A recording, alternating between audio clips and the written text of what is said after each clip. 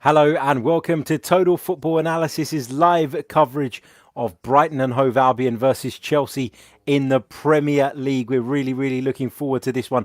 Lots of new players on show for Frank Lampard's Chelsea, and of course Brighton and Hove Albion looking to build on last season. Of course, they stayed in the division, which will be regarded by many as a success. Graham Potter's side now looking to push on, looking to develop a little bit further. This broadcast is brought to you by footballicons.com, and wherever you're listening to us from or watching us from, make sure you smash the like button. A big hello to those of you currently tuned in via Hot Mic. A hello to those of you watching us on either of the YouTube channels that we are currently broadcasting on. Throughout the evening, we'll be asking you guys to put your comments and your questions in the live chat. We'll be coming to as many of those as we possibly can. I'm going to be joined by Lee Scott in just a few minutes, who will be joining me to take you through this one. But in the meantime, let's have a quick look through the two starting lineups. Let's start, of course, with Brighton and Hove Albion. The home side this evening, their side is made up Ryan, Ben White, Adam Webster, Lewis Dunk, Tariq Lamptey, Adam Lallana, Yves Bissouma, Stephen Alzate, Solly March, with Leandro Trossard and Neil Maupay, the forwards. Looking at Chelsea's side, it's Kepa Arrizabalaga in goal. It's a back four of Reece James, Andreas Christensen, Kurt Zuma and Marcus Alonso. In the middle of the park, it's Ruben Loftus-Cheek, Jorginho and N'Golo Kante. And in the front three, it's Mason Mount and the two new boys, the two big money signings, Timo Werner and Kai Havertz. The pair both start this evening, and we're looking forward to seeing what they can do. Of course, Frank Lampard playing down the impact that those two are expected to have this evening. He kept talking about the fact that he didn't want people to expect too much from them just now. It is very early days. They've only been training for a little while, but I think everybody tuning into this game is looking forward to seeing those two in action. Right, I'm delighted to be joined by Lee Scott. Lee, how you doing, mate? I'm good, thank you. A few technical issues, but we seem to be there now. No worries. Delighted to have you on board. Delighted to have you alongside me for this one. Was just running through the two sides. Lee, of course, Timo Werner and Kai Havertz both start. That is the big news this evening. I was just saying Frank Lampard has played down what he expects them to do in terms of impact on tonight's game. Are you looking forward to seeing these two in the Premier League? I think it'll be really interesting to see, not just for the Premier League as a whole, but for tonight's match, exactly what we're going to get from Timo Werner in particular. He's going to have to acclimatise and get used to a completely different tactical system. He's used to playing as part of a two at RB Leipzig with Yusuf Poulsen or Patrick Schick playing up front with him. So playing as a lone forward, it will be a completely different test for him. He's somebody who we can expect to see pull over to the left-hand side often, similar to Thierry Henry when he was at Arsenal in the Premier League. He makes similar movements from outside to in and inside to out. So he'll look to drag the Brighton defenders around. But Kai Havertz is another. Exactly where you use Kai Havertz was always the question when Chelsea were trying to sign him. Will he play as the 8? Will he play as a 10? Will he play as a 9? Nobody knows. So it'll be fascinating to see how the first 10 minutes go. Absolutely. Guys, get your predictions in the live chat. We've got a few coming through already. Plenty of people feeling as though Chelsea are going to run away with this one. Nicholas Edwards says 4-0 to Chelsea. Sam says, I've got a feeling Brighton will surprise a few this season. And they're defensively a great side and well managed. So Sam confident that Brighton can do something this evening. Now, we've been through the starting lineups. Lee, I wanted to get your thoughts on Ben White because he's a player who received a lot of praise last season. Of course, was part of Marcelo Bielsa's lead side that earned promotion to the Premier League. Unfortunately for them, they were unable to keep hold of him. But, you know, is he someone that, in your opinion, is ready for this level? Is he going to show his quality in the Premier Division this season? I don't think there's any doubt at all that Ben White is ready for the Premier League now. Last season, he was not only the best defender in the Championship, for my money, he was the best player in the Championship. He's not someone who you would automatically conclude was a central defender if you look at him and look at his physical stature. He's not the biggest in terms of his height. He's not the most powerful. but what he does have is an uncanny ability to be positioned in the right place at the right time, which is really important for defensive players. And in possession, he's one of the best central defenders in English football. His ability to progress the ball from the back and to bring the ball out, to dribble towards the halfway line, to engage a press is second to none. At least last season, in the Championship, it was second to none. I think that Brighton have been very smart to hold on to him in the face of that interest from Leeds United in terms of completing a permanent deal. Brighton will be aware that if he does well this season in the Premier League, then next season, hopefully when there's a little bit more money in the market, they're looking at a real premium fee from a Champions League level club for him. Absolutely, he's just on your screens now. Don't forget, if you're watching us via the Hot Mic app, you can sync our broadcast with your television pictures. That will allow you to make sure everything is in time. We've also got a clock for you this evening as well. I know a lot of you have been asking for that in the streams, so we've got one just here, and that way you can keep a check on the time yourself and make sure that it is all up to speed, all in sync, and that way you can enjoy the watch along with us as best as possible. Lots to look forward to. Two of Chelsea's big money signings. They're playing tonight as Frank Lampard's side look to get their Premier League campaign off to a winning start at Brighton. Now, of course, Chelsea's defence isn't exactly, hasn't exactly been watertight, has it, Lee? And it's Christensen at the back today. And I'm not too keen on him from what I've seen so far. What's your take on him? I think Andres Christensen is a player who has suffered slightly from the amount of loan moves that he had earlier in his career. He was actually fantastic in the Bundesliga. I think he spent a 2-year loan spell at Borussia Mönchengladbach, and I think that after that they tried to sign him on a permanent deal, but Chelsea wouldn't let him go. Now, when he did move back to Germany to England, sorry, to Chelsea for that season, he wasn't given enough consistent playing time at first team level, and that really impacted him from where he had been playing constantly in Germany. Suddenly he found himself struggling to get into the team, struggling to get up to the pace of the Premier League. And he is somebody who has that ability to play from the back, but he's also got the ability to be a very calm, composed defender. The issue is that we haven't seen that from him on a consistent basis. And I think that is one of the reasons that Chelsea have been strengthening so much in that central defensive position.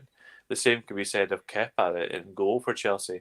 There was a lot of talk that Chelsea were interested in Andre Onana, the Ajax goalkeeper, the Cameroon international, and they're definitely looking to upgrade in one way or another on him. Indeed, we're just about ready to get underway here, and we are underway at the Amex Stadium. Brighton, of course, in a change strip this year. It's pretty much all blue on top, white shorts, blue socks. Chelsea in all white. Looking forward to this one as Brighton are in possession early on. Hooked up into the air by Ben White. Here is Bissouma, who's so often a real powerful presence in the middle of that Brighton team. Such an important player for them, isn't he? He is. He gives them that little bit of bite, but as well, he's got technical ability in there as well. He likes to receive the ball and he likes to play. Keep an eye in this match for Tariq Lamptey, the right wing back for Brighton. Obviously, he was a Chelsea player who moved down to Brighton at the end of last season. He's a player with a really bright future, very exciting attacking player from the right wing back position. Absolutely. Lots and lots of you tuned in with us at the moment. Over 100 of you are watching us live via the various platforms. So if you haven't already, make sure you smash that like button. Subscribe to the channel if you are new. And if you're watching us via Hot Mic, as I said earlier on, you can synchronize the broadcast with your television pictures. Don't forget, this broadcast is brought to you by footballicons.com. We're telling you a little bit more about them during the half-time break. It's a Brighton throw-in on that far side. Tariq Lamptey on your screens, who Lee has just been speaking glowingly about. Solly March will take this throw-in for Brighton. Not much in the way of movement, but plays it inside in the end. Here's Bissouma. Back out to March on that left-hand side. Of course, Adam Lallana making his first Premier League appearance for Brighton and Hove Albion. How do you think he'll fit in down at Brighton, Lee? I think he'll be a very good player for Brighton. I think there's still definitely a player there. Injury issues aside, I think he's always been somebody who has the the technical ability, and from a tactical point of view, he'll have learnt a lot over the last 2 years under Jurgen Klopp at Liverpool. I think it made perfect sense for him to move at this point in his career to a team like Brighton, who needed that extra experience just to help them move up to the next level. Absolutely. Here is Kurt Zouma for Chelsea into Marcus Alonso. Back to Zouma. Into Reece James at right back. Here's Alonso once more. Back to the central defender. Looks to switch the play. Crossfield pass into Reece James. Takes it down on his chest. Will bring it forward for Chelsea. Lovely ball in behind for Timo Werner to run onto. The flag stayed down. Werner across the penalty area. I think it was Mason Mount coming across. The flag's gone up eventually. Of course, officials have been asked to delay raising the flag. I don't understand that. That's one of the most annoying new rules, even above and beyond VR for me. This unwillingness that they have to flag offside until the last second. I guess it's in case something materialises and they've got it wrong. But then it just feels like, why don't you just take the linesman out then, if that's the case? Exactly. So that was good movement though from Timo Werner. That was a good delayed run. He angled his run to try and get beyond the defensive line, and then Mason Mount doing well to break in the penalty area, but there needs to be a little bit more intent from him with those balls coming into the penalty area. He needs to be on his toes a little bit more to make that movement towards the ball.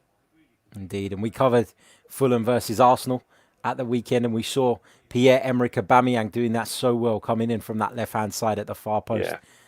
And that's something that people should look at and learn from, I suppose. Although you would say that as an Arsenal fan, Harry. I would indeed. I would indeed. Here's Alzate, plays it out to Solly March. Back in field to Adam Webster. Into Lallana, takes a touch. Constantly being followed by Jorginho at the moment, but Brighton work this well. Here is Webster. He'll shoot from range. It's not troubling Kepa from there, though.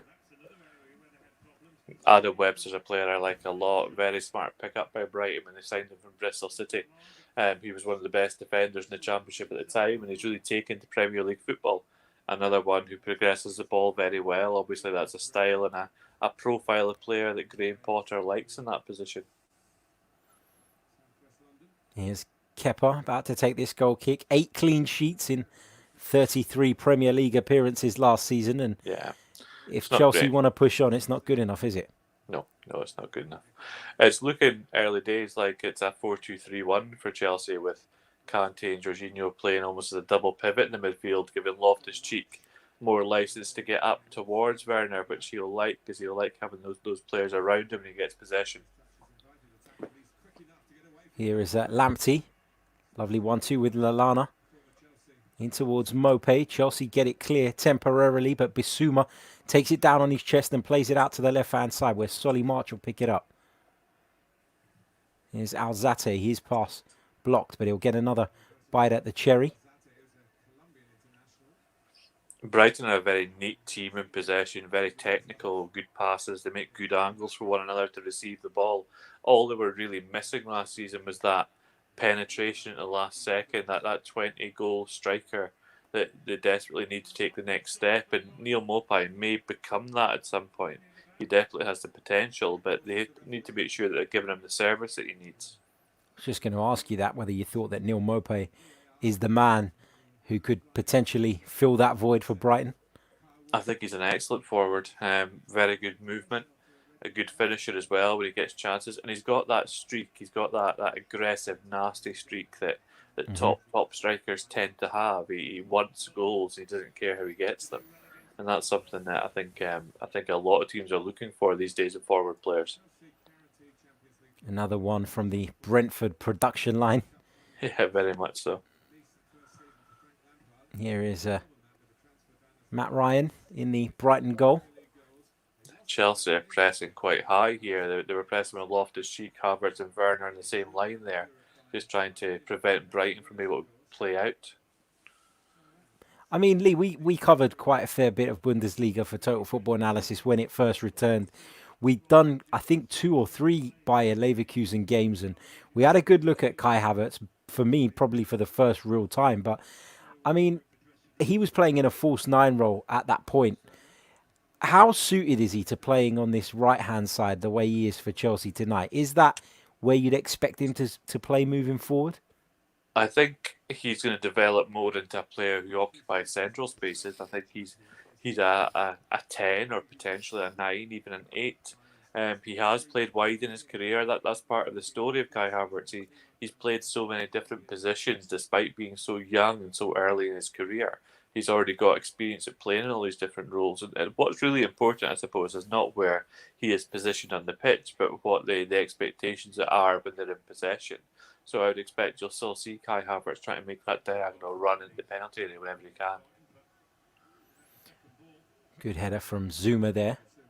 Brighton have it back though with Webster.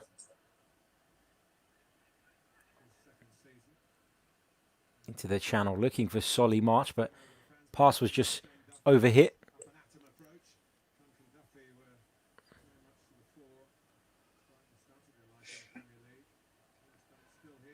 Throw in taken by Reece James. He's forced back to Christensen. Nice touch from Timo Werner. Nice bit of acceleration as well from the German. As Marcos Alonso comes forward. That's what he does best, Marcos Alonso. Not particularly renowned for his defensive stability, but he's certainly a threat going the other way. He is, but I think that Werner may need to adjust his passes for Marcos Alonso's pace or relative lack of it these days. He does do very well attacking, but he's not the quickest of fullbacks these days. Agreed. Here is Zuma into Christensen under pressure from Leandro Trossard. Kepa out to Zuma. Takes a touch with his left foot. Ball in field to Mason Mount. That's a lovely ball looking for Kai Havertz. It was just slightly overran in the end. Yeah, that was close. And that was that movement we were just talking about. Havertz coming inside. You can see it here on your screens now. He makes a delayed run from a deeper position, giving him time to build momentum. And that was a good idea from Mason Mount to try and find that run. Again, you're probably seeing early season rustiness to an extent. Passes aren't quite calibrated, the weight's not quite right, the angle's not quite right. But when that all clicks, Havertz will be an extremely dangerous player for Chelsea moving into those positions tonight. Here is Lewis Dunk into Ben White. Long ball forward in search of Adam Lallana, who'd made a move. Brighton still have possession though. Brighton have looked relatively comfortable so far. Here is Solly March back into Webster, playing on the left-hand side of the Brighton back three. Ball played forward. Find its way all the way back to Kepa though. Leandro Trossard was chasing it, but he was never going to get on the end of that, in fairness to him. No, he's not a forward player who's going to get onto those passes. He's more of a wide player in truth.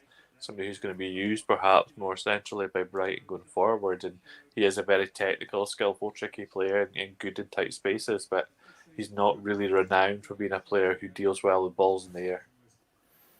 Here is Alonso.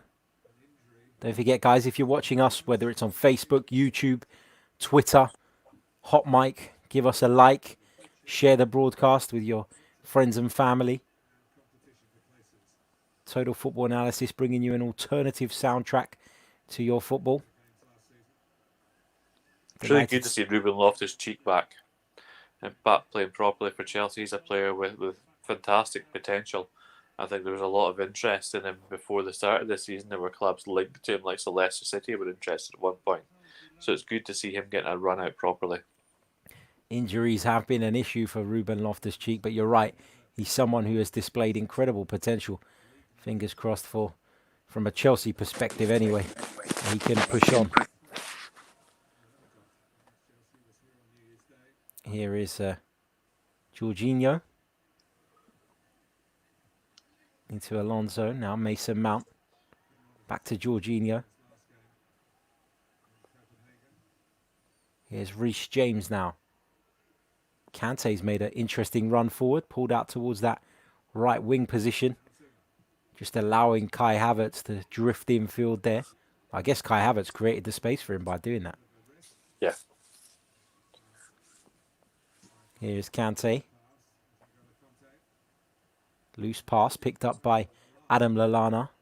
Nice turn from Bissouma, but he's dispossessed by Kai Havertz. Chance for Chelsea to turn this into an attack of their own. Here is Werner. Ben White will come away with the ball for Brighton. Looks to go past Alonso, who just closed the door on him, allowing Jorginho to get onto the ball. And Jorginho's drawn a foul out of the Brighton centre-half, who was pretty far up the field there. He is, but he's no Rob Holding with his juggling the ball 6 times for Arsenal on Saturday. So maybe that's something Ben White is aspiring to. That was some trickery displayed by Rob Holding. Didn't know he had it in him. There you go. You learn something every day. Here is James into Werner. Now Loftus-Cheek. James will get it back. Looks to throw one into the penalty area. Well dealt with by Lewis Dunk. Brighton in possession now. Solly March plays it forward towards Mopé. But just signs that Chelsea are starting to squeeze Brighton into their own half now. Yeah, they are. They're starting to push them back. What's been really interesting in this first 13 minutes is our first real sighting of Timo Werner playing in a Chelsea shirt, and he's showing no signs of losing that aggressive, forward-thinking nature that was cultivated in him at RB Leipzig. They're a team who very much look for the vertical pass wherever possible. He's doing the same. Here come Brighton with an attack of their own. They've won a corner as Neil Mopé's cross comes smashing off of Kurt Zouma.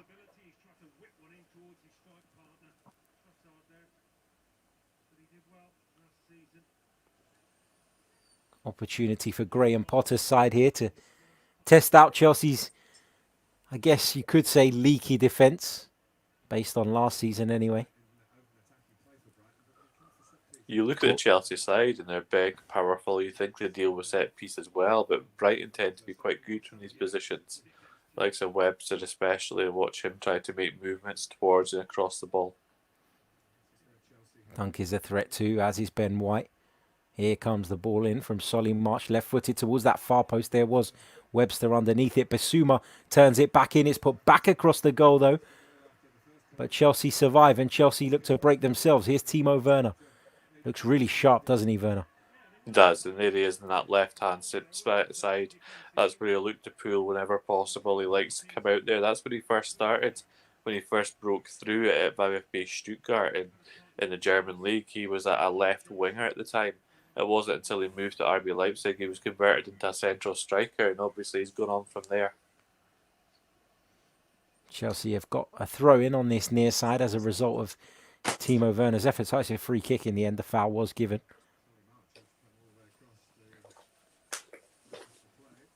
Here is Andreas Christensen.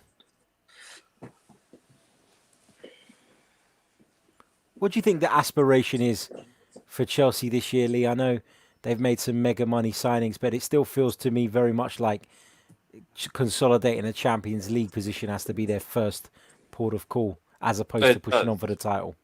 It does, but I think that if you were to ask Frank Lampard, he would very much be of the opinion they should be going for the title this year. I think they're potentially a year away. I still think that, as you say, they've made a lot of signings and it remains to be seen. I mean, where would you fit Hakim Ziyech into the team, for example? Potentially you'd play him from the right-hand side and you'd have Kai Havertz in the Loftus-Cheek position tonight, perhaps. But there are still question marks. Ben Chilwell still to come back in as well at left back.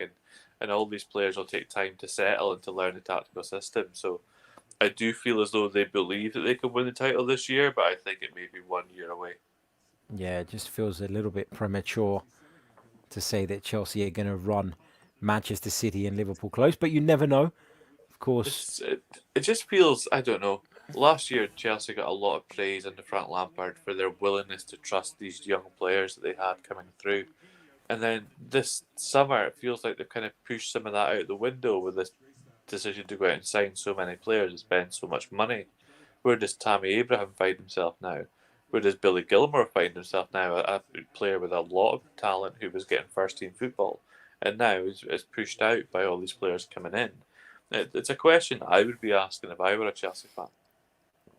It's as though they've abandoned the very principles that their success were built upon last season. So be interesting to see how it plays out. And if there's increased pressure on Frank Lampard as a result, which I'm sure there will be if you're an owner and you've forked out hundreds of millions of pounds on top talent, you're going to expect results. And as we've seen in the past, Roman Abramovich doesn't wait around. No, he doesn't. I think that Frank Lampard's at a point. Well, I was about to say maybe Frank Lampard has a little bit more leeway given the fact that he is a Chelsea legend. But Jose Mourinho was also a Chelsea legend when he came back for his second stint at the club, and he still lost his job. So who's to say exactly how it will happen? I think that Chelsea are a club who are used to an element of success, maybe not constantly, but certainly cyclically. But they've been starved of success for a little while now, and they'll be fully aware of what's happening at the moment in North London with Arteta and Arsenal. They're fully aware of Liverpool and Manchester City, the potential of Manchester United strengthening. So Chelsea will be feeling now, I suppose, that they need to do something in order to close that gap and maintain their position. Here's Jorginho just working his way out of trouble here, and Loftus-Cheek just draws a foul out of Ben White there on that far side. Just a little bit over-exuberant there, Ben White, a little bit over-eager to win the ball back for his team. Interesting to see that he started on the right side of the defence tonight for Brighton. He was very much a left-sided central defender for Leeds all last season. It's an interesting point. Just little things like that, they change the picture of the game for these players, especially for young players. If you change the positional slot even slightly, it changes the way that they need to react to things. And it can be sometimes take a little minute for players to acclimatise to that. Here is Kai Havertz, Mason Mount, my apologies, delivers it in. Werner flicks it towards the far post. It comes up off the foot of Webster, and Matt Ryan will gather it. But Mason Mount done really, really well there as the Brighton defender just hesitated. Yeah, Mason Mount's a player who obviously impressed a lot last season. I think he has a very different skill set to what you would normally see from a wide player. More of a creator and a passer than he is a dribbler. But he's certainly someone that can have a real impact for Chelsea with those balls in the penalty area, especially with players like Werner with their clever movement to take advantage of that. Here is Ben White. Might as well take the opportunity to ask you, Lee, how'd you get on in fantasy football after I cost you some serious points at the weekend? I think I'm up to about 65 points, but I have Timo Werner, so I have Timo Werner too. We'll see how it goes this evening. Of course, if somebody hadn't talked me out of having Willian in midfield, it'd be far closer to triple digits and double digits. Here come Brighton. They're in the Chelsea penalty area. It's cut back across the edge of the 6-yard box and hooked clear. Daryl Kane says, excellent point on Ben White. Nice to see people enjoying Lee's excellent analysis as we take you through this one for Total Football Analysis. I got 77 points, Lee, so I was pretty pleased with that. But I've got Timo Werner playing as well. So we'll see how or if he can add to that total this evening. Stroke of genius, putting Mo Salah as my captain this weekend. Here is Matt Ryan for Brighton. Loose pass there in the midfield. Can Timo Werner pounce here? He's brought down by Matt Ryan. He knocked the ball past the Brighton goalkeeper. And it's a penalty to Chelsea and an opportunity for Frank Lampard's side to take the lead here. Werner was as sharp as anything there. A mistake from Brighton. And he's capitalised on it and won his team a penalty. Of course, it's going to be checked by the VAR. But we were talking about how sharp he looked. It's a loose pass in the middle of the park there. The ball's played forward. Werner just so quick to react, so quick to get a foot in there. I think the pass came from Mason Mount, was it? Yeah, it was. It was very poor. I mean, Matt Ryan's a goalkeeper who is typically good with his feet, and it wasn't a bad pass in the midfield. But the second pass then, he played it without looking. He didn't check his shoulder. He didn't scan the field. He just played the ball straight into trouble. And very quick thinking from both Mason Mount to play that through ball, but also Timo Werner to be sharp, as you said, to get on the end of it. And his pace allowed him to nick the ball just ahead of Matt Ryan. And for me, there's no doubt that's a penalty. I believe it'll be Jorginho to take the penalty. It is going to be Jorginho. The Italian international places the ball down on the spot. Can he put Chelsea in front? Got to have some sympathy for Matt Ryan there. Hung out to dry by his teammate. Yeah, absolutely. It's a very difficult situation. Luckily, with the new rules in football, the goalkeeper is not at risk of a red card Exactly. for conceding a penalty. Jorginho is going to step up. He is standing over the ball. Of course, the officials keeping a close eye on goalkeepers these days about moving off of their line. Here is Jorginho, steps up, right-footed, the little skip in the run-up, sends Matt Ryan the wrong way, and Chelsea lead at the Amex Stadium by 1-0. It's Brighton 0, Chelsea 1, Jorginho the scorer. He never misses. He's got this uncanny ability to take penalties. For a player who scores so rarely, to have that ability and that composure and that technique when taking penalties is a really interesting aspect of his game. But you're right, he has that little skip, that deliberate skip, something that we see from Bruno Fernandes at Manchester United as well. And he just waits for the goalkeeper to move and then puts the ball the other way. Very good technique. He's got the captain's armband on as well this evening, Jorginho. And it's interesting, isn't it? He's come a long way as a Chelsea player when you consider that he was very much sort of earmarked as one of the issues with Maurizio Sarri's tenure Yeah. at Chelsea. He was very heavily criticised, I thought unfairly at times. But he's come a long way under Frank Lampard, who clearly trusts in him and believes in him. I think anybody who wants to criticise Jorginho should go back and watch his play at Napoli before he moved to Chelsea. He was absolutely fantastic at Napoli, one of the best midfielders in European football at the time. And he has that ability to organise the midfield, organise the attack, and just control the tempo of the game for his team, which is so coveted. Yes, he doesn't show up well in advanced statistics because his passes aren't always progressive, but he has that ability to always play the ball to the next safe man and to do the next right thing, if you like, in possession of the ball. Here is Lamptey for Brighton on this right-hand side. Now Adam Lallana, who's taken up position on the flank into Lamptey, does well to hold on to the ball. Does really well to find Adam Lallana again. It's the edge of the box. Alzate strikes. Blocked by Christensen. Bissouma gets ahead in there, but Chelsea with another opportunity to break away. Lovely run from Timo Werner. He's been played in by Kai Havertz. Couple of Brighton defenders back now. Werner, one-on-one. Creates the space for the shot, but the shot was blocked in the end. It looked a tame effort in truth from Timo Werner. Werner just wanted signs. to pass play. He wanted to pass play to this near side or to the central space, but instead Havertz played to pass to the far side, and Werner had to adjust his run, and that allowed the Brighton defender to catch up. If that pass had been played into his path, then I think Werner would have been away there.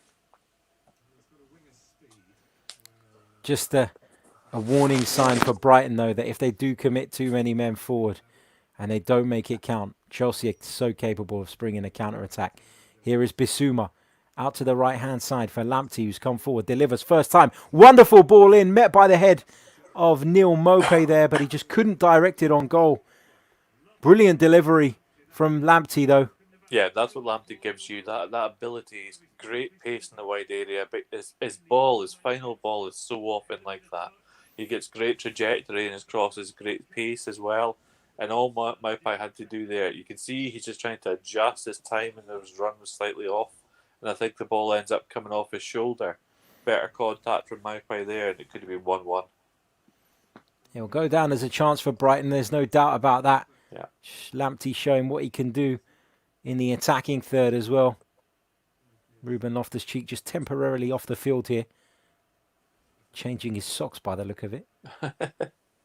That's a new one. Yeah, it's not something you see every day.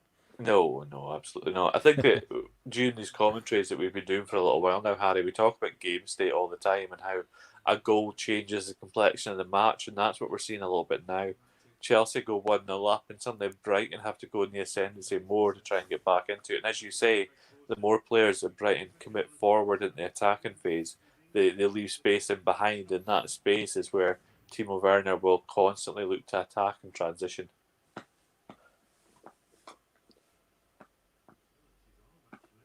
Just seeing, I think was it Bissouma?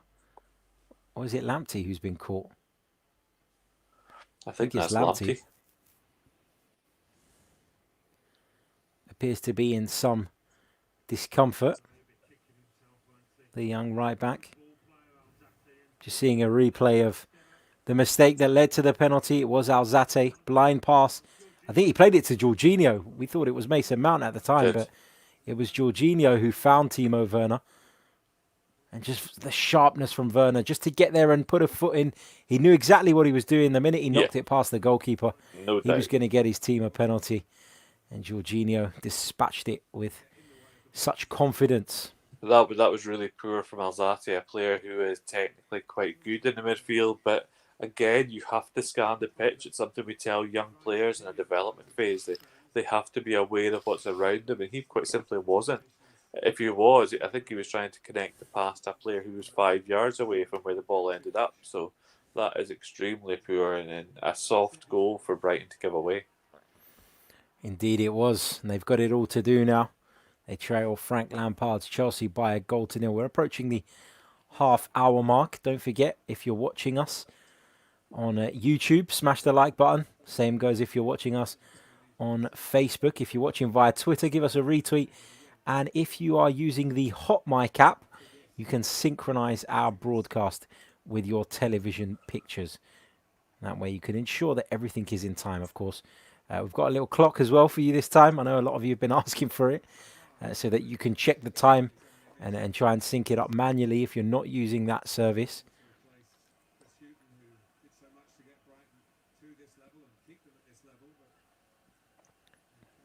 Graham Potter watches on, ponders over how his side can get back into this game. In truth, they played pretty well up to the goal. It feels like they have gifted Chelsea with the advantage, and that'll be frustrating for the coach, won't it? Absolutely. You never want to come into a game like this as a coach and have your team do something so silly in the opening half an hour to give the first goal away. They have been good. Like I say, they're neat, they're tidy, they're well organised, they're tactically interesting. I think that Graham Potter's a very interesting coach. He's had a really intriguing career pathway to get to where he is now. And he's someone who isn't afraid to think outside the box, both from a tactical and a squad building point of view. So kind of the perfect fit for a club like Brighton at this stage of their development as well. Just seeing a little incident that occurred between Zuma and Neil Mopay. Looks as though Zuma just accidentally, has to be said, just stepped on the Achilles heel of Neil Mopay, who's gone down. He looks to be in some pain. Do you think that was accidental? I don't know. Seeing what Neil Not Mopay done sure to if Bernd I could Leno, accidentally stand on somebody's Achilles. yeah, I suppose. Remembering And what Neil Mopai is known to have a bit of a moan about things anyway, so I'm sure if he gets back exactly, up, Kurt team will hear about that for the rest of the match. exactly, and having seen what he did to Bernd Leno when they met Arsenal in Project Restart, I can't say I feel too sorry for him at the moment. Was he the player as well that had a dig at Matteo Guendouzi? He was, yeah, He he was. was. I think Guendouzi was shooting his mouth when he shouldn't have been, or something along those lines. Yeah, he decided to mock him about his salary, even though actually Neil Mopai earns more than Matteo Guendouzi, which I'm not sure he knew at the time when he decided to mouth off. But you've seen the consequences for Matteo Guendouzi. He's not played for the Arsenal since. It looks like he'll be fine to continue, just limping off the pitch now. He'll take a minute to compose himself and to get rid of the pain, the Achilles, and he'll be back on. Important for Brighton that he is as well, because he is still the main goal threat. For sure. So, Lamptey is back up as well after he was struggling with an injury just a few moments ago. Here's Ben White. Shifts the ball out of his feet, looks for a long ball forward, which Trossard would chase, but Zuma comes across, deals with it, puts it out for a Brighton throw-in down on this near side. Daryl Kane, knowing Zuma's balance. That's all he said, dot, dot, dot. Yeah, you might be right. Here's Lamptey into Lallana. Lovely work from Lamptey, just skips past Alonso. He's caught by Jorginho there. I think he wanted a free kick. He's not going to get one, but he's got his team a corner, I think. Lovely nutmeg past Marcus Alonso. He tried his best to bring him down anyway. Jorginho came across. I think he may have nicked the ball there, Jorginho. Yeah, it Got looked up. like a ball first. Great Got up. move though from Lamptey. He's so great to watch when he's in this kind of form. He's so willing to take people on whenever he gets possession. Made sure, Jorginho, that he let Lamptey know that he got the ball as well. He did, yeah. Brighton with a corner here. 32 minutes played. Bit of wrestling in the penalty area. Solly march towards the far post. Kepa's come. Kepa's missed it, but fortunately for him, there's nobody in a Brighton shirt to turn it in. And that's why Chelsea fans are so unsold, if you like, on Kepa as a goalkeeper. You can see there, yes, he's coming into traffic, but the ball's not even travelling fast in that trajectory. It's so easy for him to come out and claim. Instead, he goes for a one-handed punch and completely misses the ball. The Chelsea goal kick. They've got away with it. Kepa will take it. Goes long in the end, despite his two central defenders dropping either side of him. Here's Alonso. Loftus-Cheek. Bit of a loose touch. Pass to him wasn't great, though, in truth. Dunk just guides it back to Matt Ryan in the Brighton goal. Here's Ben White, who's created an angle on the right-hand side. Rajiv in the comments. Sorry, Lee. Rajiv in the comments says, just wait for a Kepa mistake for Brighton to level. There you go. Shows you what people think of the Well, Spaniard. it was close. I think it must be a genuine tactical ploy tonight for Ben White to be looking for these long passes so consistently. It must be something that the coach has told him to do. They're looking for a pass to turn the Chelsea defence quickly and bypassing the midfield. Normally, you'd expect to see him progressing the ball more cleanly through more shorter passes into the midfield, if you like. Yeah, that's right. Here is Bissouma. Dunk. Lamptey. Just based on the first half an hour or so, you can't imagine he'll be at Brighton for too long. Young Tariq Lamptey. Wonderful shot from Alzate. Good save from Kepa. It's come to Solly March. He strikes towards goal, appeals for a handball. He's not going to get it. I think go back to Tariq Lamptey quickly. There were a lot of people at Chelsea who believed that they'd kept the wrong right back. And Reece James is a right back at Chelsea who is so highly rated and was so fantastic in his loan spell at Wigan that people thought he would go on to great things. But when Tariq Lamptey started to break through, there were genuine thoughts amongst the Chelsea fan base that Tariq Lamptey was the better player as a long-term prospect. But he ran his contract down and left the club in a freedom contract at Brighton. He certainly looks the better of the two based on what we've seen so far, particularly in an attacking sense. Just seen a replay of Steven Alzate's effort. Forced a good save from Kepa. Kepa is a good shot stopper. It's his decision making, whether the ball's on the ground or in the air, that's the problem. But in terms of shot stopping, he is generally relatively good. Delivery towards the edge of the box where Bissouma will look to volley it back in. Surprised they went for Bissouma as the man to try and pull a worldie out of the bag. Yeah, exactly. Here he is again into Lamptey. Looks to just hold off N'Golo Kante, but Kante does well. Good header again from Kante. Brighton have it though, and Brighton are coming forward again. Here's Lallana, plays Neil Mopai in. Just got crowded out in the end by the Chelsea defenders. He's still fighting away on the edge of the box though, Neil Mopai. Chelsea get away with that. They lost the ball in a dangerous area. Brighton threatening. But they've got to take one of these opportunities. Yeah, it's just the threat of transitions from Brighton. They broke well. Lallana with a great way to pass into Maupai. The first touch was slightly heavy from the French striker, and from that point on, he was constantly battling to try and get the ball back. If it had been a bit cleaner, then he could have had a chance to get a shot on goal. For sure. Just signs, though. Graham Potter's side are not going to take this line down. Neil Mopai having a moan, just as predicted.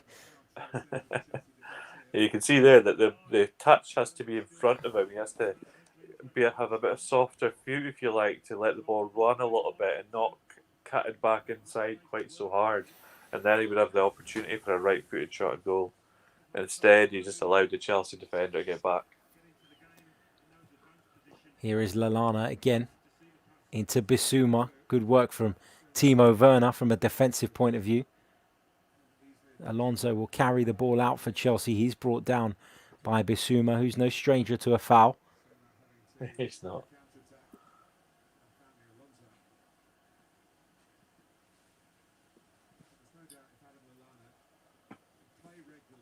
Graham Potter will be encouraged by what he's seen from the last 10 minutes or so from his side, though, won't he, Lee? Definitely. And Brighton are a team who aren't going to be a pushover for any side in the Premier League this season. They always have the ability to create something. It's just, as we said, it's that taking of the chances that's going to be the issue for them going forward in this league, I think. But they are a very good team, very well built, very well developed, very well balanced. There's a lot to like about them. And Chelsea certainly haven't been having it all their own way for the last 10 minutes. We haven't really seen much of Chelsea in attacking sense. We've seen more Brighton pushing them back and trying to make something happen. But again, this is game state. Chelsea are resting at the moment and expecting to come again. Here is Kai Havertz, just skips past Bissouma. Reece James delivers into the box. The cross deflected slightly and Matt Ryan will gather it. Thinks about releasing it early, hesitates. The opportunity's passed now. It's interesting because out of the two teams, it's Brighton who have by far the best goalkeeper at the moment. But in terms of the statistics, the underlying numbers, Matt Ryan has been one of the best performers in the Premier League over the last 2 seasons, and Kepa is certainly not at that level. It's interesting to see a side like Chelsea who haven't invested. Obviously, the investment in Kepa in the first instance was huge, but you'd think that if they're looking to get to the next level, they have to almost cut their losses and move on to another player soon. They are being linked with the goalkeeper, Chelsea. Yeah, the Rennes goalkeeper, Mendy. That's right. Edward Mendy. Not sure if that's going to materialise or not, but it appears that Chelsea are considering it. Here's Webster. Now Solly March. Forced back by Kai Havertz into Matt Ryan. Plays it long. Trossard will get underneath it. But Brighton, when they play these long balls, they really lack the physical presence, don't they, up top to make the ball stick, to hold it up, to bring others into the game. It's a real problem. Yeah, they don't have a player of that profile, the ability. You're looking for a player who has 1 or 2 profiles as a 9. You want somebody who can come towards the ball, receive and bring others into play, or you want somebody who's able to run off the shoulder of the last defender. The issue that I have with Maupai is that you're never quite sure which profile he has.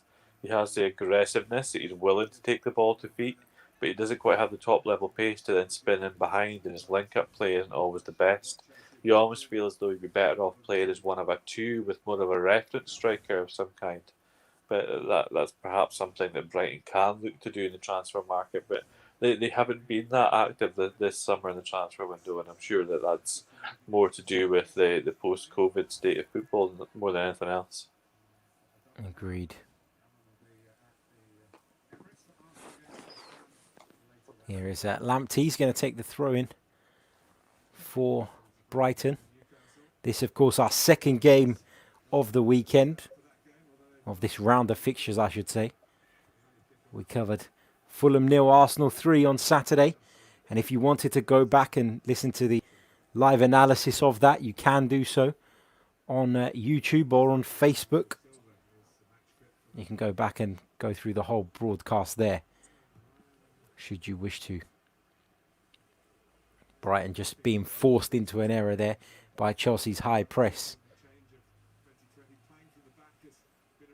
41 minutes on the clock. Here's Jorginho infield. Slightly loose pass there. Kai Havertz slid in with a challenge. Was a foul, but I think Brighton were thinking about playing on and just hesitated there.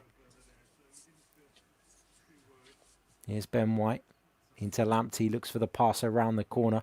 Fortunately for him, it deflects into Bissouma's path. He'll, with a lovely driven pass, actually, out to Solly March on the left-hand side.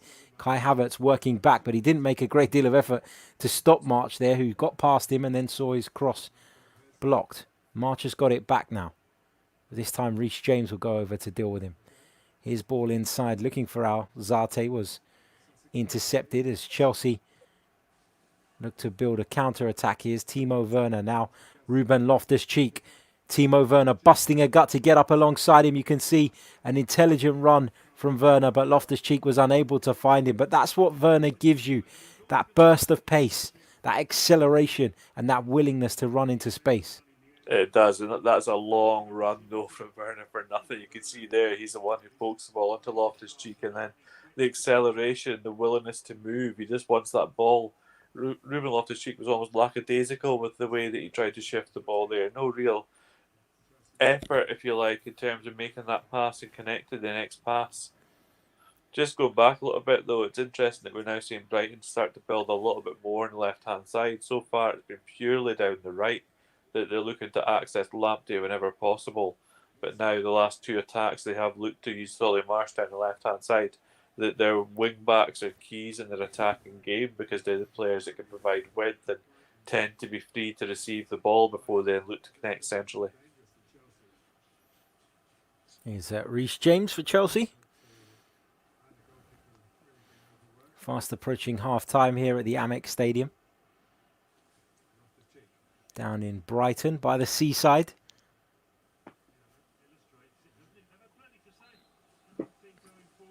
Referee just blows up here. Alzate. Oh, it's Adam Lallana who's gone down. It's not a good sign. Someone who's broken down regularly. Adam Lallana over the last few years.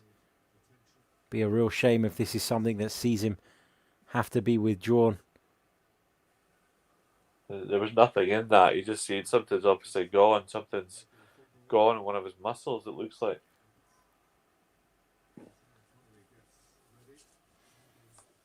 Connolly getting ready. Just in case. Not sure about that haircut, but... Just having a look at some of your live comments. Tyrone says, Solly March is a well-decent player. Rydog says, Chelsea don't look like title challengers to me.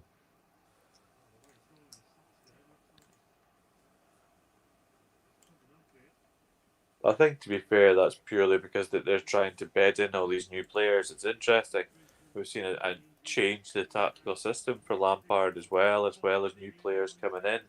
I think it'll just take a little bit of time before they're up to speed, if you like. But that is certainly something that is enough to derail a title challenge in itself.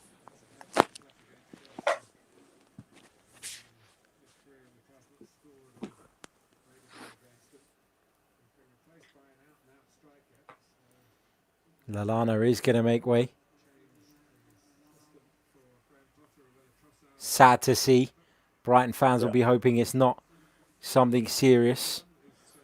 Aaron Connolly will come on. Such a talented player, Adam Lallana. His time at Southampton in particular, he was fantastic for a good 2 years there, even when he moved to Liverpool initially. But injuries have just taken their toll.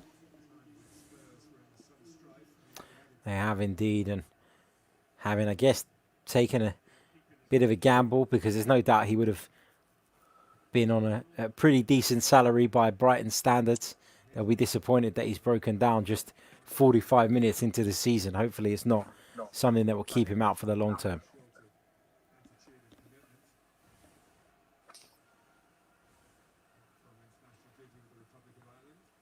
Here is Matt Ryan in goal.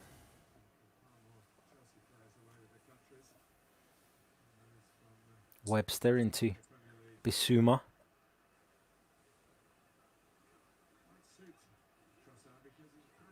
Trossard just dropping a little bit deeper. Lovely driven pass out to that far side. Solly March will take it under control. One-on-one with Kai Havertz into Alzate. Bissouma into Lamptey.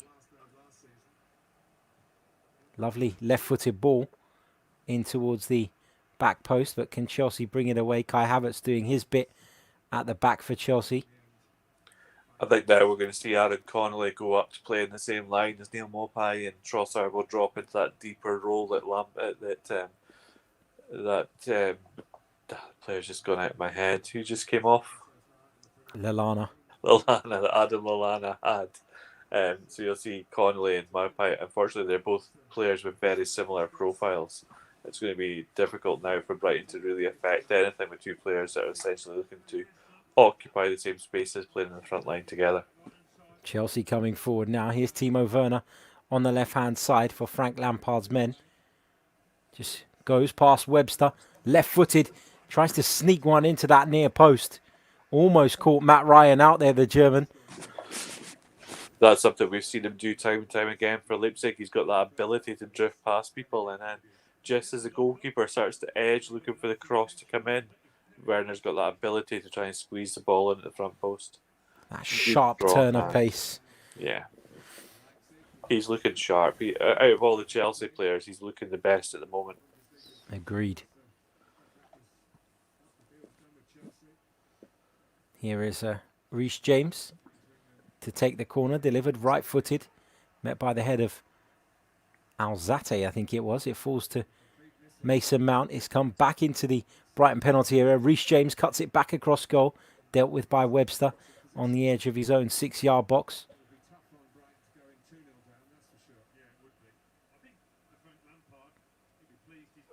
Marcus Alonso with a throw-in for Chelsea. Into the 3rd minute of stoppage time now. 4 added at the end of this first half. Werner stretching there to control that. I think there was a handball given there. Did handle it, did he? I didn't think he did at first glance, but... Looked like he stretched for the ball, but I didn't see a handball. Potentially there was. Who knows? What matters is that Brighton got a free kick. Here is Matt Ryan. Now Ben White into Lamptey. Lovely ball in behind for Trossard to chase. But again, Zuma alert. Using that pace of his to get him out of trouble, Kurt Zuma. And that's what he has over some of these other Chelsea centre-backs. I know he does get caught out sometimes. He's not the best player positionally, but he does have that recovery pace, doesn't he, Kurt Zuma? And it often gets him out of trouble.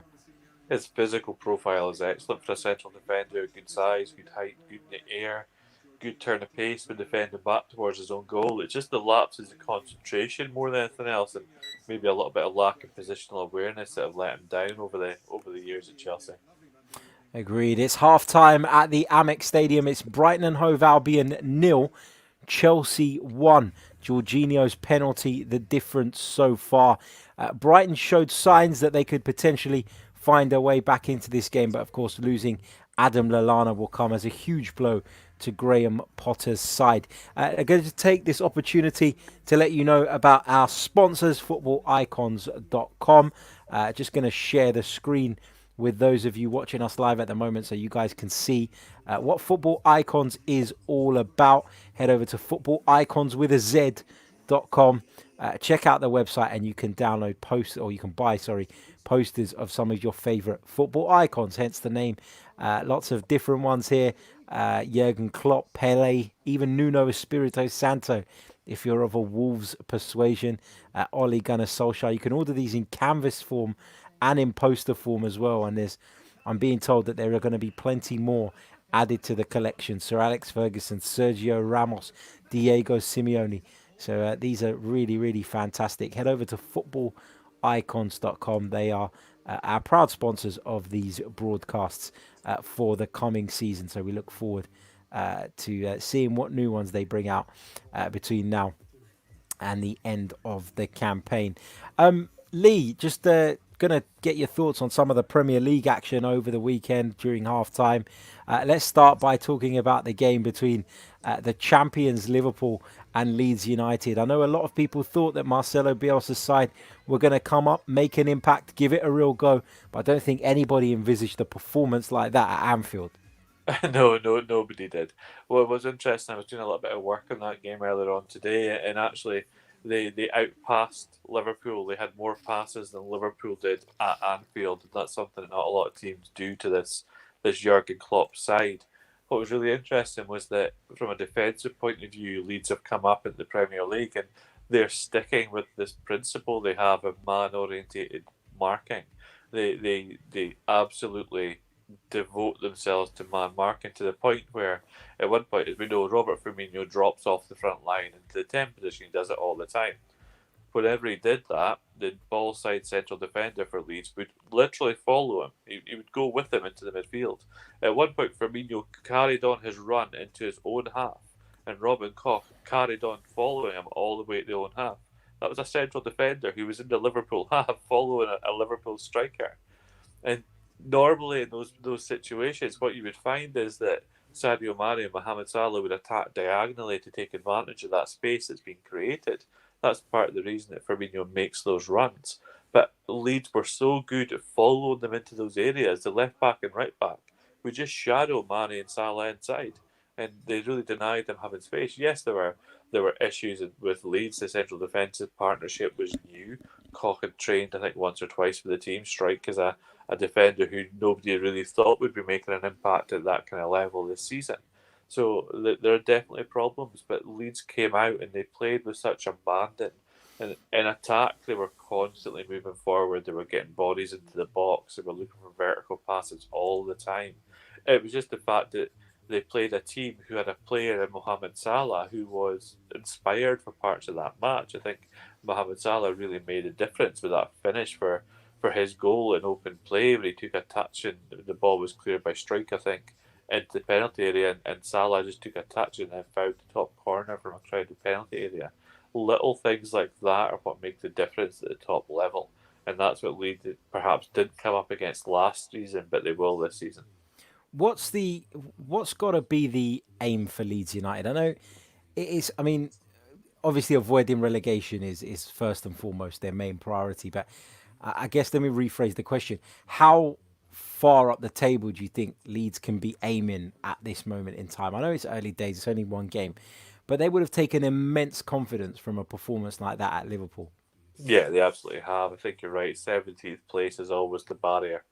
That's you want that above anything else because you want to stay in the league for another season to continue to build. I think that this Leeds side under Marcelo Bielsa are a top half team. I think that if you take Marcelo Bielsa out of the equation, that becomes a very different picture. You've got to remember that Bielsa came in initially and he didn't change the side. He took a player in Calvin Phillips and made him into a six who's now an England international. Calvin Phillips was relatively highly rated, but he wasn't playing well under any stretch of the imagination before Bielsa came in. Patrick Bamford as well. Bielsa's always had faith in him. Patrick Bamford takes one of his chances the weekend and scores. Players like Luke Ayling and players like that who came in at right back and were so dogged and so strong defensively, refused to give Sadio Mane any space at the weekend. All of these players are players who you could argue perhaps aren't quite at that top level, top six Premier League level. But with Marcelo Bielsa in charge, there's a very strong chance that that's where they'll end up. Brilliant stuff. Let's talk a little bit about Liverpool just briefly. I mean, they looked a little bit, well, not a little bit, they looked very out of sorts, to be honest. There's been suggestions that it was complacency. Do you think that was the case? Or is this just the team suffering at the beginning of the season? It's been a weird pre season. Are people maybe looking into it too deeply? I think what we saw was the fact that Liverpool really missed Fabinho. Um, Played as a six, Fabinho is always the reference player. He's been called the lighthouse of that team by the coaching staff because no matter what's happening around him, Fabinho is always the calm presence in the centre who kind of makes things happen and dictates what's happening around him. Without Fabinho, we then saw Jordan Henderson played as a six, which is going back to bygone years when Klopp first came in and when Brendan Rodgers was at Liverpool before that, Henderson played as the six. Henderson is a chaotic player who thrives in aggressive pressing. When you play him as a six, he's got a tendency to get lost because he wants to go forward and he gets caught very much out of position of over and over again. I think that was the big issue with the Liverpool balance of the system. What Leeds also did very intelligently was that they overloaded their attack. When they were attacking an attacking phase, they deliberately overloaded the side of the pitch with Alexander Arnold. So quite often you'd have Pablo Hernandez and Matthew Clich, the two central midfielders for Leeds, were both over on that side of the pitch making vertical runs. And that really made Alexander Arnold have to sit deeper than he's used to. He couldn't get into the advanced positions and possession that he wanted to because Leeds were so quick in transition to try to overload that side. So you had a team in Liverpool who didn't have their main ball progressor playing the way he could in Alexander Arnold, and they were missing one of their key players centrally in Fabinho. I think that was the big difference. I didn't see anything from Liverpool that makes me worry about them. I don't think Yeah. the defensive problems are anywhere near as bad as some people are making out. They just came against a side who were absolutely willing to send 5 or 6 men forward every time they got possession. And that becomes something that can be more and more difficult to defend against. Absolutely. The other result I want to just touch on, because we obviously covered the Arsenal game, I want to just touch on Spurs against Everton. Now, you know, there were some positive signs from Everton. Obviously, they brought in a number of new players. They're going to need some time to gel.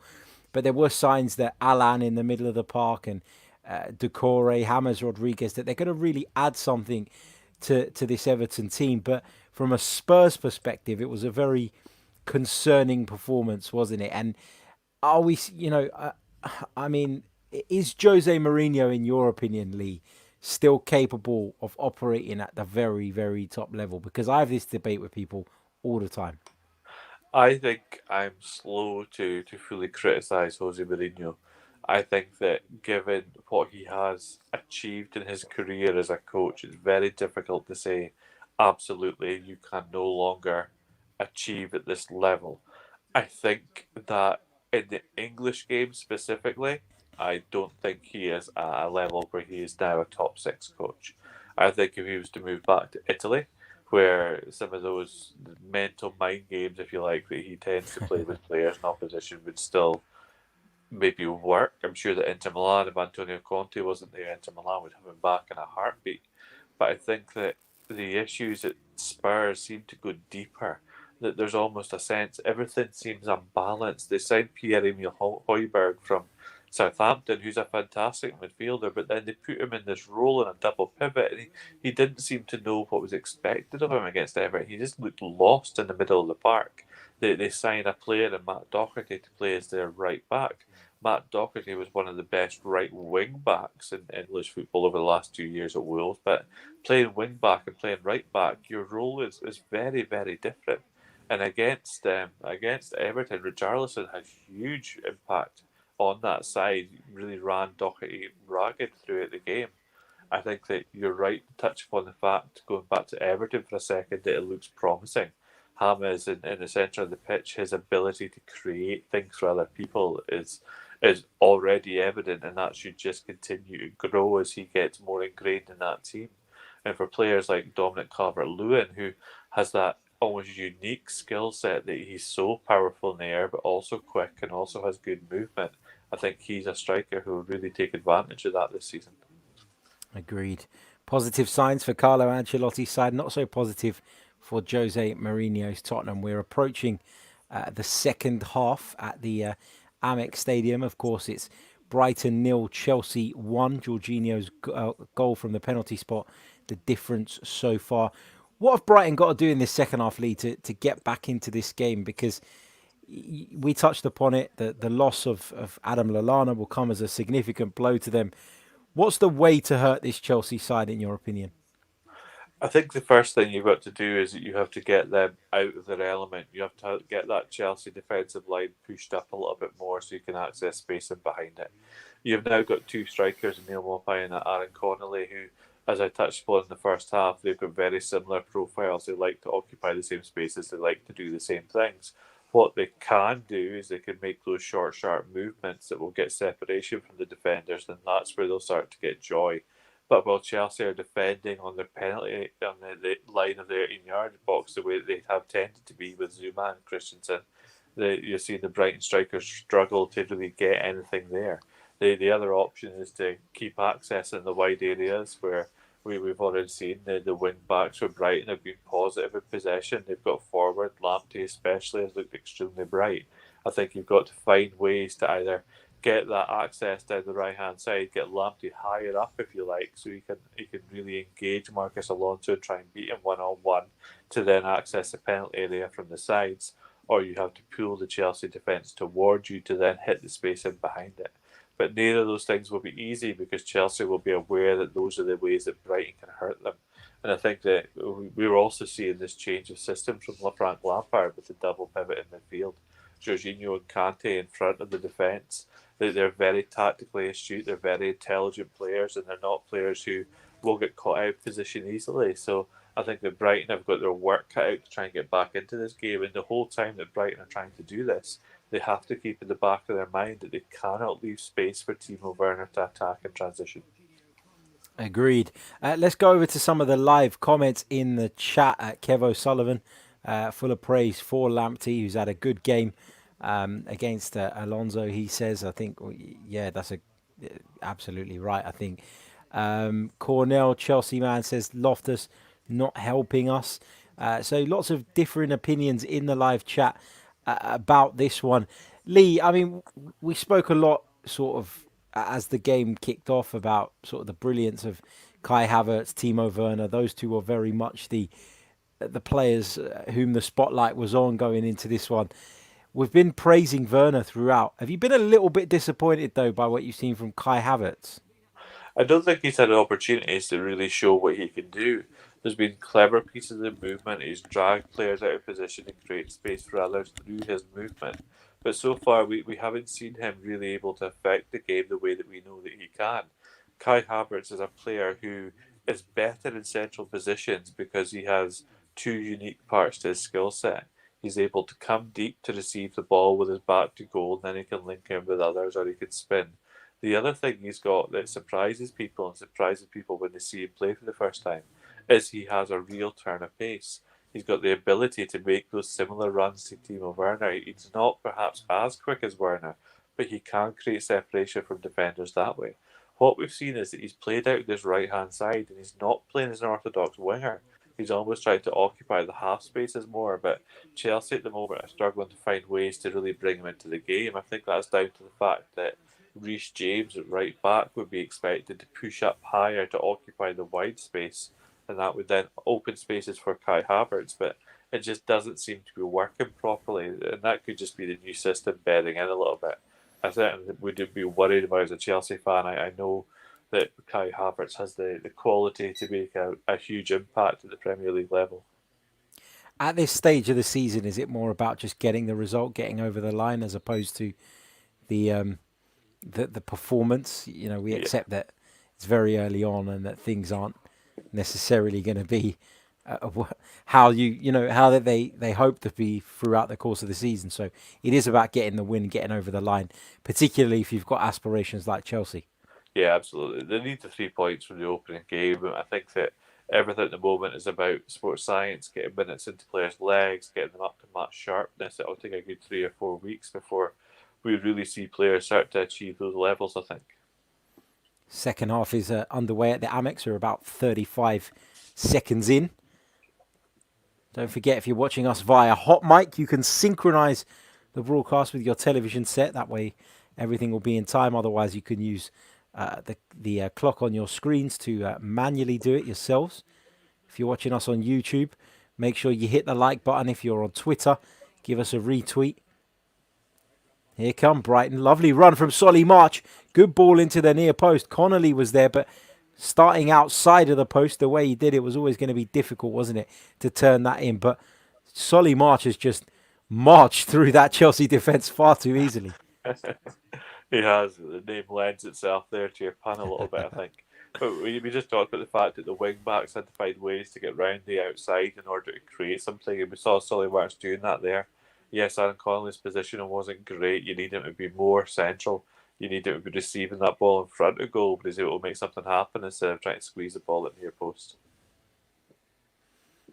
Here is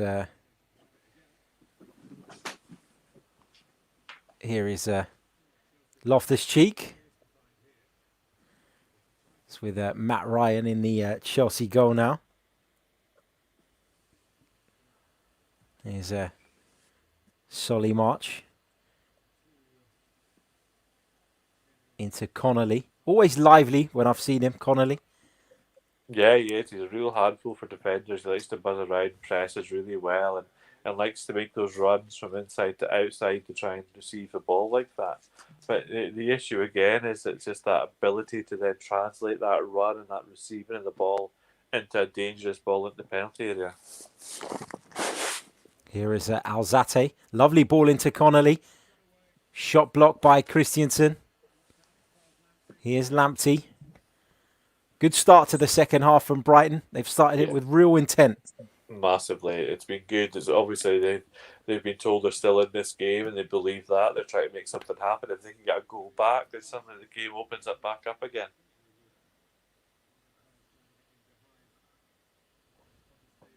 Here is a dunk for Brighton.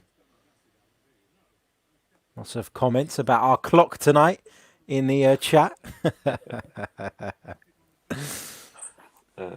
I know somebody that'd be taking full credit for that clock. Oh, absolutely. I think he already has. I got a notification. I'm scrambling to see if I can find it, but we'll have a look later on as Lamptey dances past the Chelsea defenders, gets into the box, fires towards goal and wins Brighton a corner. Really lively play from Tariq Lamptey again. Kurt Zuma's been caught where it hurts by the looks of it. But look at this run. Yeah, that's exactly what we've been talking about. Tariq Lamptey has to get on the ball in areas where he can really engage and attack the defensive line, and we saw it there. He goes inside Marcus Alonso. Alonso's slow to turn. Jorginho can't get back, and I think that Kurt Zuma took a sore one blocking that shot from Lamptey. Did really, really well there, the young fullback. Just that burst of acceleration was excellent. Yeah. And it's a low centre of gravity. You can see that Zuma's still down. I'm sure that every man who's watching those pictures will know exactly the pain that Zuma's feeling at the moment. He's blocked the ball with his lower stomach, to put it politely. I think that Lamptey, from a tactical point of view, gives you so many different options because he's a wing back who suddenly transitions into becoming a winger when he gets possession because he's so willing to attack people. He's so willing to take people on in one-on-one situations. It's a huge benefit to Brighton.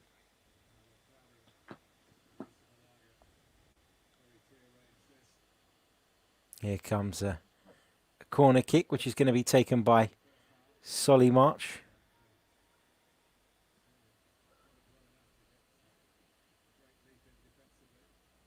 March again. Here's Alzate. Of course, his error led to Chelsea winning that penalty. He's picked up his game, I would say, since then, though. Yeah, he had a good shot in the first half, tried to find the corner of the net, but that mistake will have gone down as being unforgivable. I'm sure that Graham Potter let him know in the changing room at half time that wouldn't be tolerated on the pitch in the second half, that's for sure. Here come Brighton again. Kante working back, doing really, really well. But we talked about it a lot, Lee, haven't we, during these commentaries? I guess the way that these coaches are asking people to play nowadays, there comes an associated risk, doesn't there, always? Yeah. I think coaches, if they want players to play at the back the way they do and the way that they're told to, even under intense pressure, coaches have to be willing to take responsibility if mistakes are made. We see that from Pep Guardiola. He's always been very, very strong on that point that if a player makes a mistake playing out from the back, that's his fault because he's made the player, he's told the player take that risk. And the same thing can be said from Arsenal under Arteta. He's intent on them playing the same way. I think a lot of teams in the Premier League now are taking on those concepts in terms of playing out from the back and progressing the ball cleanly through the thirds. 6 minutes into the second period at the Amex Stadium. It's Brighton 0, Chelsea 1. Looking for Lamptey in behind again. And somehow he's managed to nick in there on Alonso. He's given Alonso a torrid time so far this evening, hasn't he? Yes. Alonso will go to bed having nightmares about Tariq Lamptey tonight. I think he's been excellent. Don't forget, this is a player that Chelsea had on their books just a matter of months ago, and now he's lining up for Brighton in a match against them and playing so well. I'm sure there are people within the Chelsea hierarchy who are kicking themselves for this. I'm sure there will be. Just quickly run you through the teams again at the start of this second half for Chelsea.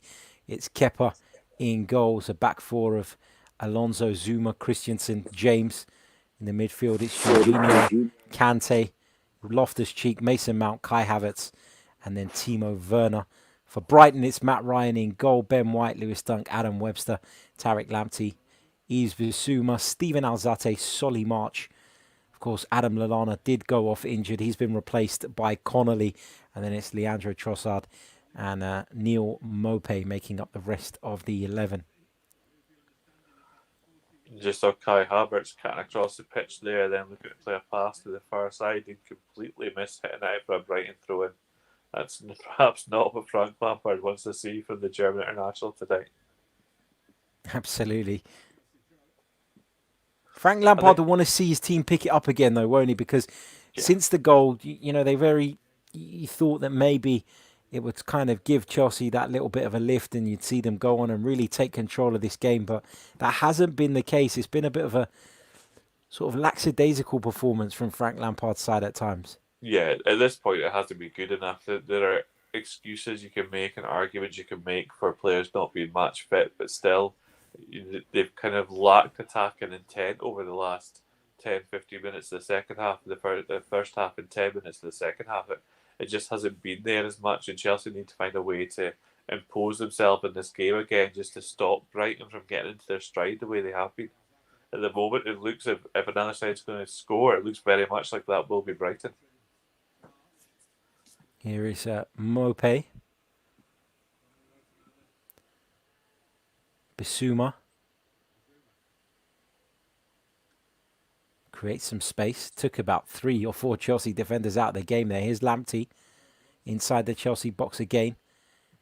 Struck from distance. Oh, and it's gone into the far corner. Brighton are back on level terms.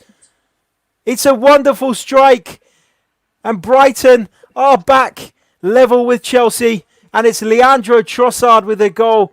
Wonderful strike. Left-footed. Kepa with no chance whatsoever. You're right. The key to that goal was that play from Bissouma when he's able to receive the ball at the edge of the penalty area. He holds players off, he makes players lose their balance, and then he just shifts the ball quickly out to the far side with Tariq Lamptey. Lamptey makes the Chelsea players think he's going to attack them on the outside, pulls the ball back slightly to Trossard, and that's a great strike with the left foot across the face of goal into that far corner, right into the corner of the goal. A difficult shot there for Kepa to get across to. Trossard came to English football with a reputation for goal scoring in the Belgian league, and we didn't see it much last season. But there's a great example. Brilliant stuff from Leandro Trossard. Then it was one of those awkward ones for the goalkeeper, just where the ball bounced, made it difficult for Kepa to judge it, I guess. Not that it was something he was going to save anyway, but Yeah. Brilliant stuff from Leandro Trossard. Really, really good. And Brighton are back on level terms. And you've got to say, it's nothing more than they deserve.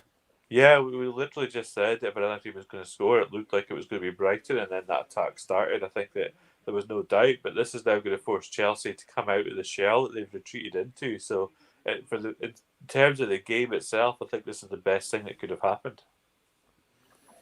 Chelsea coming forward themselves. Now, Reece James! Oh, my word, that is a screamer from Reece James. He's completely caught Brighton off guard there. It's a shot from long range, and the right back has put Chelsea right back in front. That is outstanding from Reece James. He's obviously taken our comments about Tariq Lamptey being the better right back to heart. And he picks the ball up here in the central area. You don't think he's going to take a shot. He's not renowned for his goal scoring. But he just touches the ball out with his feet, and that is a great strike in the top corner. Nothing Matt Ryan could do. But from game state changing to 1-1, we're now back to 2-1 again. Let's just hope that goal from Brighton has given Chelsea enough of a shock that they're not going to retreat back again. They're going to go forward on the front foot. I'm not sure Reece James will score a better goal than that in his entire career. It's a great touch, and the strike is incredible. It couldn't have been further into the top corner. You could have had 3 goalkeepers in between the sticks there, and they wouldn't have stopped it. Graham Potter must feel sick to the stomach. The battle of the right backs commences here at the Amex Stadium. And given the fact that I also have Reece James in my fantasy football team, I really enjoyed that strike. Perhaps you're going to get ahead of me in the points total. We'll see. We'll see. Can't believe we're not in the same league somewhere. What's going on? I know. But hopefully now Chelsea aren't going to retreat back. We need to see them continuing on the front foot and not allowing Brighton to come back into this game again. Sucker punch for Brighton, though, having just equalised. You can see a goal like that. Mistakes you can't legislate for. There's nothing. The first goal was completely preventable for Brighton, but that goal is just about quality. There's nothing that any Brighton player could have done to stop that.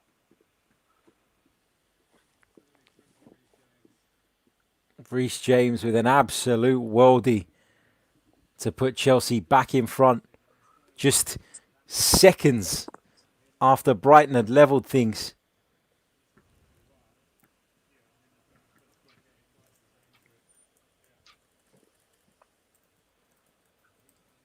Will Brighton find another reply? Here's Bissouma playing it forward.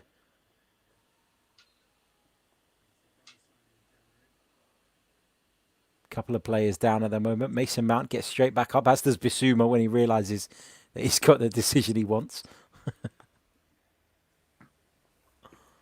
Basuma's been good tonight. A lot of good touches on the ball, receives the ball really well, really good manipulating space.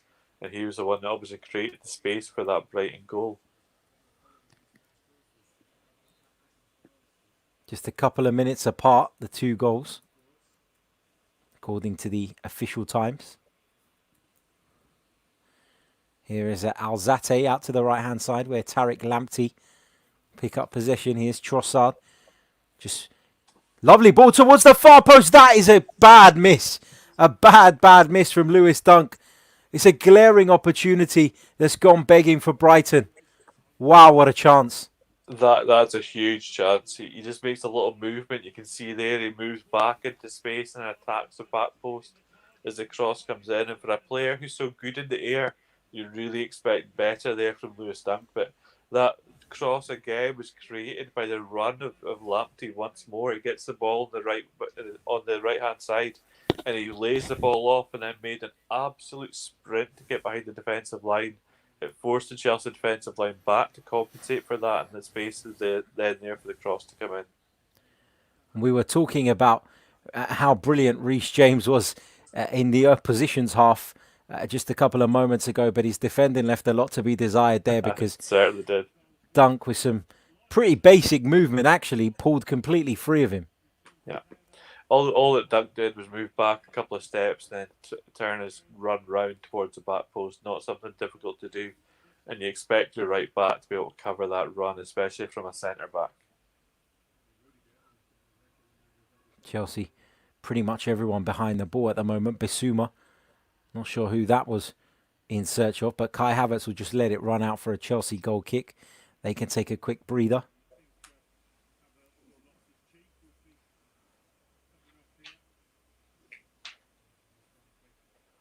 Is it Ross Barkley's going to come on? Whether that's going to be Loftus-Cheek or even potentially Havertz remains to be seen. Havertz has looked a little off the boil, hasn't he? But as has Loftus-Cheek, to be fair. I don't think he's been particularly effective either.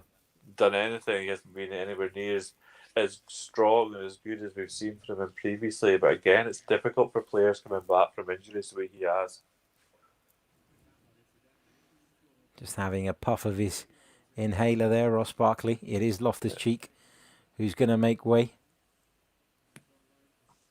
An embrace from Frank Lampard, but I think Loftus-Cheek will know he's not had the impact he would have hoped on this one. Yeah, both he and Ross Barkley will be aware that they really need to impress in these opening matches in order to cement an opportunity at first team level at Chelsea. I think that with the players they brought in, that their places are very much under threat. Here is Havertz into Mason Mount. Looks into the penalty area. Checks back onto the right foot. Back comes Lamptey. Does really well. Ben White will clear it. Just cut out by Christensen. The ball comes straight back. Here is Alonso. Infield to Jorginho.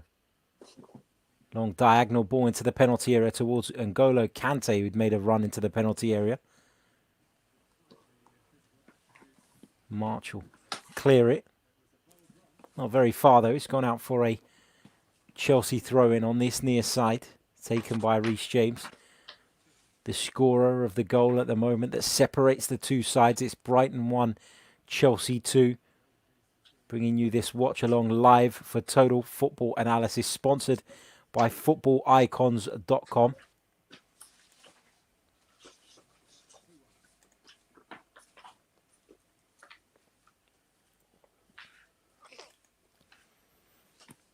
For those of you joining us a little bit late, don't forget to smash the like button if you haven't already on whichever platform it is that you are joining us from.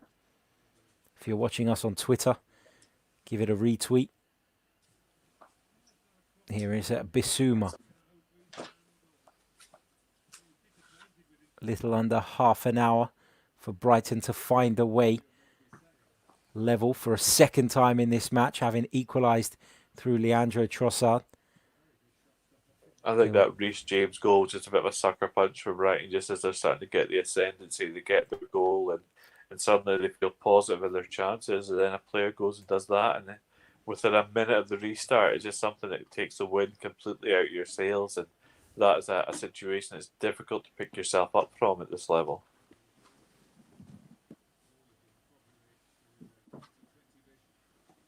They'll certainly feel as though the first goal they conceded was avoidable, but that second one, they could do absolutely nothing about it. A wonderful strike from Reece James. Lovely turn there from Ross Barkley to create space. Here's Kante into Kai Havertz.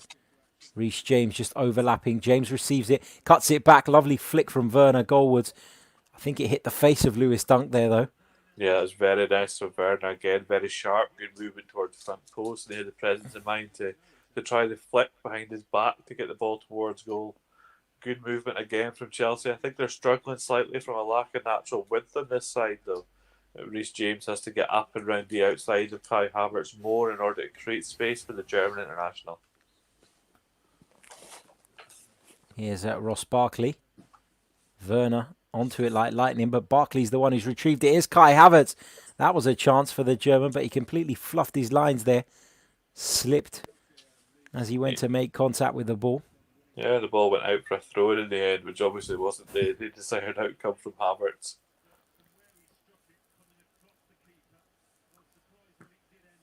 Wonderful strike that from Trossard. We're watching it again. Took a touch with his left foot. Drove it towards that far corner. Just takes that awkward bounce. Yeah. You're never sure if the ball's going to skip up its speed or take a deeper bounce and it's hit like that. But very good angle, very good trajectory in the shot, and a good finish for Trossard. Kepa certainly couldn't be blamed for that. No, he couldn't. Caballero watching on from the sidelines. Here's Kante. Alonso. Back to Jorginho infield.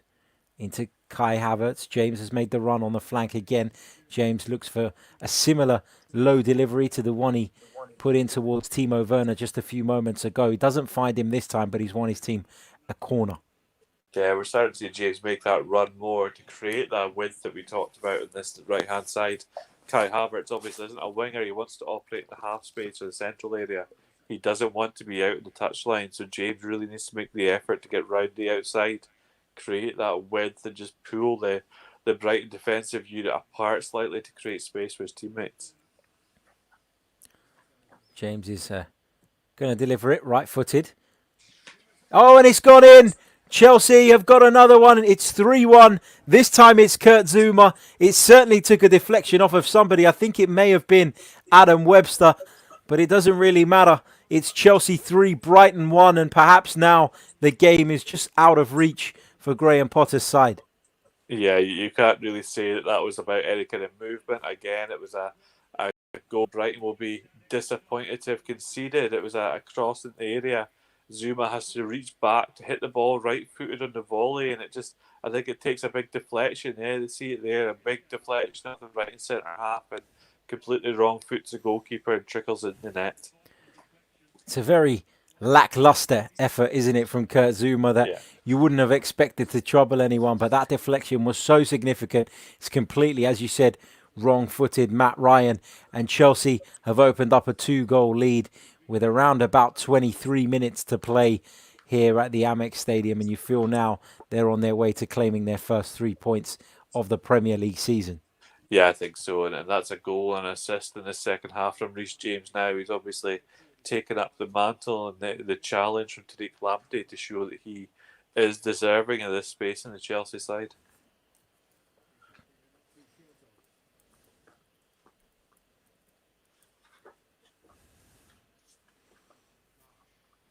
Here come Brighton. Solly March. Here is Steven Alzate under pressure from Ross Barkley. Keeps the ball though. Here's Webster. Very unfortunate in what just happened. Yeah, there's nothing he could do. He was defending his goal mouth, and the shot comes in. All Kurt Zouma's done is try to make contact on the ball, and as he does, it just squirms in the middle and takes a deflection past the goalkeeper. Certainly an element of fortune in that one for Chelsea. Chelsea are still. They look like they're really missing match practice. Their passes haven't been sharp. They've been giving the ball away, taking up poor angles to deceive the ball. Everything just feels a little bit off. They really need to work on this going forward.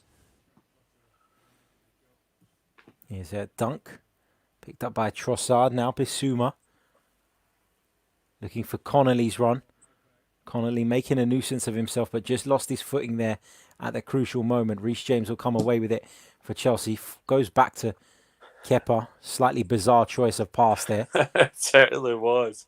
At that angle, at that pace as well, he really took a risk there, putting it through to Kepa. Luckily, the Spanish goalkeeper was able to deal with it and escape the ball through the other side of the box. Here is Kepa to Christensen. Not sure what that was supposed to be. Some sort of dummy. He's got it clear. Havertz doing battle with Webster on this near side. I think it's going to be a Brighton throw-in.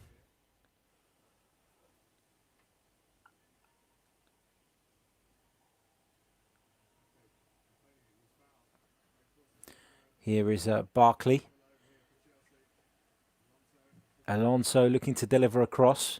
Blocked, well defended by Tariq Lamptey. Can he prevent the corner? He has, but he's put the ball right on the foot of Mason Mount as a result.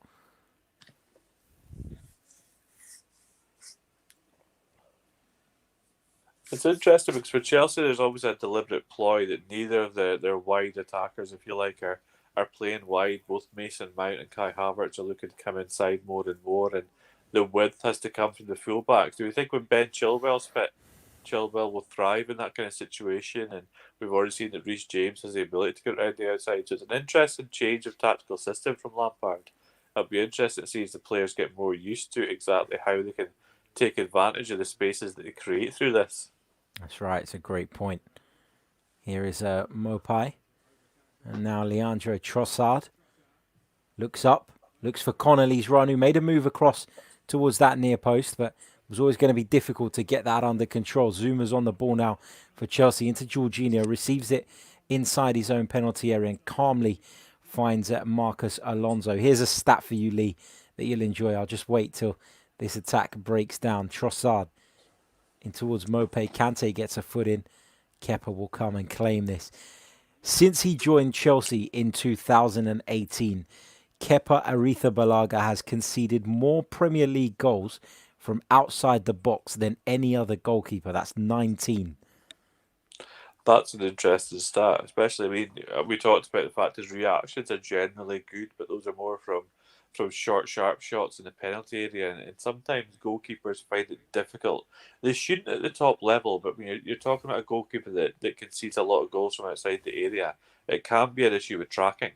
The ability to track the flight and the trajectory and the pace of a ball, and if that's an issue that he has, which would make sense sometimes with the difficulty he has in claiming cross balls as well, the difficulty in reading those.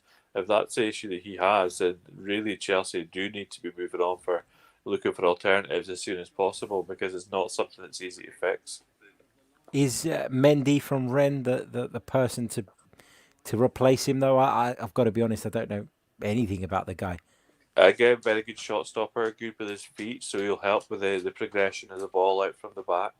He's a player who is similar. He's not great aerially claiming crosses, but he does have a lot of positives about his game. Again, I'm surprised that they didn't firm up their interest in Andre Onana at Ajax. I think that he's a goalkeeper who is destined for the top level, and he has that extra ability, if you like, that extra X factor in goal that sometimes teams need. But certainly Mendy's a very interesting goalkeeper. I don't think I'd seen him linked to anywhere else before Chelsea moved for him. But if he is the one, then I'm sure that he will do well, and certainly it would be difficult to do worse, I suppose, over the last 2 seasons. It seems harsh with Kepa because he was such a good goalkeeper for a period of time at Athletic Bilbao, but just seems to have fallen away at Chelsea. Here is Mason Mount inside the Brighton penalty area, but good work again from Tariq Lamptey. There's over 100 of you watching us at the moment across the multiple platforms. Guys, let us know in the comments where you're tuned in from. Always interested to know where you guys are joining us from, what part of the world. So do let us know in the comments and we'll give you a shout out, of course. Here is Webster. Gets it back from Lewis Dunk. I mean, I know the game has essentially, well, it looks as though it's gotten away from Brighton here, but there will be some encouraging things that Graham Potter can take away from this, won't there? Yeah, absolutely. Apart from the Reece James goal, the other two goals were entirely preventable. I don't think this is reason for Brighton to be worried or to change anything. I think that, yes, they do need to consider their attacking options a little bit more, but certainly it's been positive for Brighton on the whole. Here comes a Solly March with a storming run forward. That's really, really good work from Kai Havertz there to follow him all the way back and get a crucial challenge in. Big hello to Bruce, who's joining us from Zimbabwe, Imani from Botswana, Daryl from New York City, Dee from Seattle, Ilka from Helsinki. Very much a worldwide audience. Thank you guys so much for tuning in.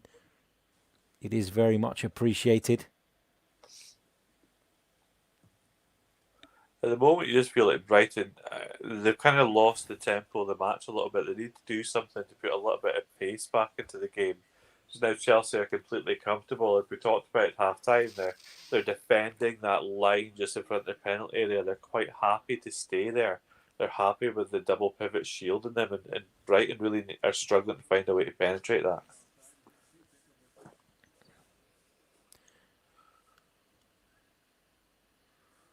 Lamptey will take the throw in on that far side for Brighton.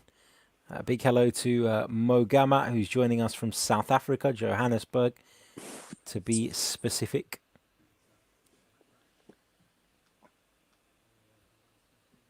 Got some viewers from watching us from Nigeria as well. Here is Solly March. Stands it up towards that far post. Marcus Alonso gets ahead to it, helps it on. Tariq Lamptey will take it down, but he's immediately under pressure from Mason Mount. Looks to nutmeg him, but Mount was having none of it. It's been a really interesting battle between those two throughout, hasn't it? Yeah, two players who know each other very well who came through the Chelsea system together. I'm sure that if that nutmeg had came off, that Lamptey would be reminded Mount of that for some time, to be perfectly honest. Here is Dunk. Just takes it down. And this is where there needs to be more intent from Brighton. They need to find a way to penetrate the penalty area quicker than they are. Everything's just slowing down and going back and changing the angle. They need to be more vertical and find those passing lanes quicker. It's all kind of very nice up until this point, isn't it? And then after that... that's exactly it. They're a very nice team. They're a tidy team, a technical team. But they're missing something. They're missing an edge. Here is Ross Barkley driving forward for Chelsea. Slips Timo Werner in. The angle's tight. Gets the shot away anyway, but it's good defending from Ben White. He concedes a corner. The angle was always against him, wasn't it? Yeah, he's tiring slightly. You can see there that Barkley's waiting for him to make a move, waiting. Eventually the ball gets slipped through. Normally Werner would have that ball out of his feet quicker and the shot would be a lot sharper. I think towards the start of the game we would have seen that, but this time he just hesitates enough and lets the defender get back. Ben White struggling, having made that challenge. Brighton will be hoping they're not going to lose another key player to injury. I think he'll be okay. A former Leeds United loanee. Played every minute of every game in the Championship last season for Marcelo Bielsa's side. Barely got a booking. Former Newport County loanee as well before that. Didn't know that. There you go. I don't think he did quite as well in that loan spell. As James delivers into the box, met by the head of Bissouma at the near post. Brighton get it clear. Connolly would chase it out, but Chelsea just turn the ball back around and they'll come forward again. James's cross deflected into the arms of Ryan.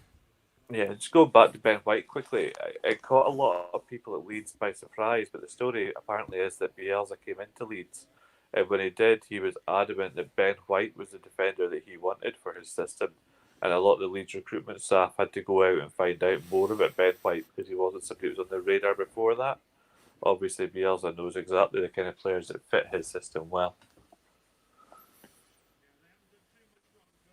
It's amazing to think that he took a job in England where he'd never worked before and he had knowledge of sort of Brighton fringe players Yeah, in order to identify them for his team. That just shows you how meticulous his attention to detail and how obsessed the guy must be with football. yeah. I think that's the key. It's that obsession, isn't it? There was the story that recently he had an opposition scouting report, and he had something like 16 pages on the opposition third choice goalkeeper. I'm not sure exactly how you could have 16 pages on a third choice goalkeeper, and I tend to write quite a bit, but there you go. 16 pages, wow. Speaking of the number 16, Brighton's number 16 is going to be coming on now. Double change being made. It's Ali Reza Jahanbakhsh. He's replacing Stephen Alzate. And Ben White is also going to make way. Walking a little bit gingerly is Ben White. Yeah, Brighton hope that's only an impact injury. Pascal Gross is a very interesting player coming on, though. And definitely an offensive move, an attacking change. Pascal Gross will go up and play close at the front players. And if they get any free kicks or set pieces around the area, then watch out, because he really is an expert from those situations. Reece James into Jorginho. Now down the line into Havertz. Brighton concede a throw in. Chelsea just happy to keep the tempo down. See this one out. They're going to make a change as well now. Havertz is making way. It's going to be Callum Hudson-Odoi to replace him. Debut done. What did you make of it, Lee? Difficult. I think that you could see what Chelsea wanted from him in terms of the positions he's expected to take up, and that's interesting. I do think that going forward, that'll be a position that we see Hakim Ziyech in more often. Kai Havertz potentially playing as that 10 where Loftus-Cheek and now Barkley were behind Werner's more interesting to me. But I think there were flashes of good things from Havertz, also some rawness, some poor touches, a lack of match sharpness, but all of it will come. I think that in a debut, you just have to give the player time to get used to the pace of the game at the Premier League level before you really start to judge him. Tariq Lamptey's going to pick up a yellow card here for that challenge. Certainly looked a foul. Not sure if it warranted a yellow card. We'll have a look now. Yeah, I think it did. Just the way he sort of scissored Barkley's leg with that follow through as well. He also had the wide-eyed innocence afterwards, which I always like in a player. Daniel Robert in the comments, he says Havertz was dreadful. So not everybody impressed with what Kai Havertz. No, but again, you've got to give him time to develop and time to get used to the system. The problem is that they've paid such a high price for him that a lot of people will be expecting instant results, and to an extent you can understand that. I think that as the season goes on, we'll really see the value in Kai Havertz for Chelsea. I always think, though, and it's very similar to the sort of Nicolas Pepe situation at Arsenal, where the fee was a little bit over the top, and all of a sudden everybody expects the world overnight. The issue is that, and where I've got sympathy for these players, is that they don't set their price tags. No, absolutely not. The price is set by the buying club. If they're willing to pay that price, that's the price of the player. Lamptey looks to slip Connolly in there. Didn't quite find him. Here's Pascal Gross out to the left-hand side where Trossard will pick it up, delivers right-footed towards the far post. Marcus Alonso just tucking in there and doing a good defensive job. He smashes that clear, but it'll come back.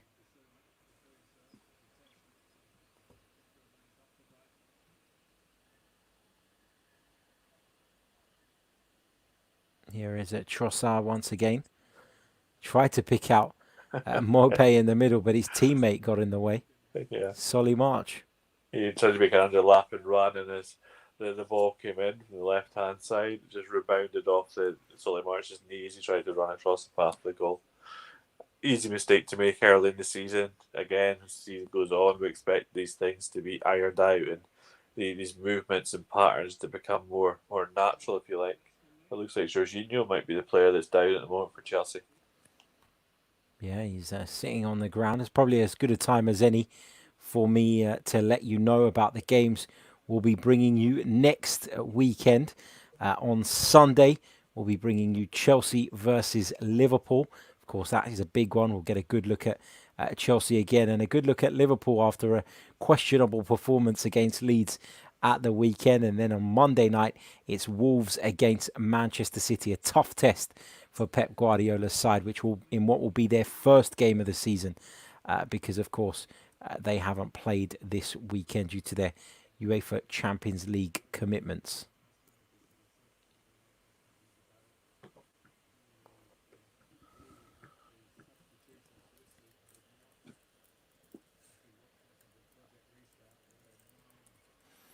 Cesar Azpilicueta getting prepared to come on for Chelsea.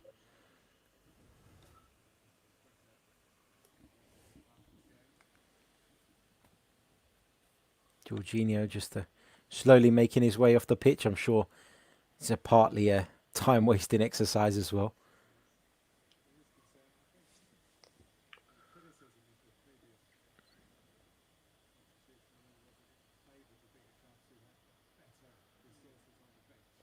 The hope is that football fans are going to return soon.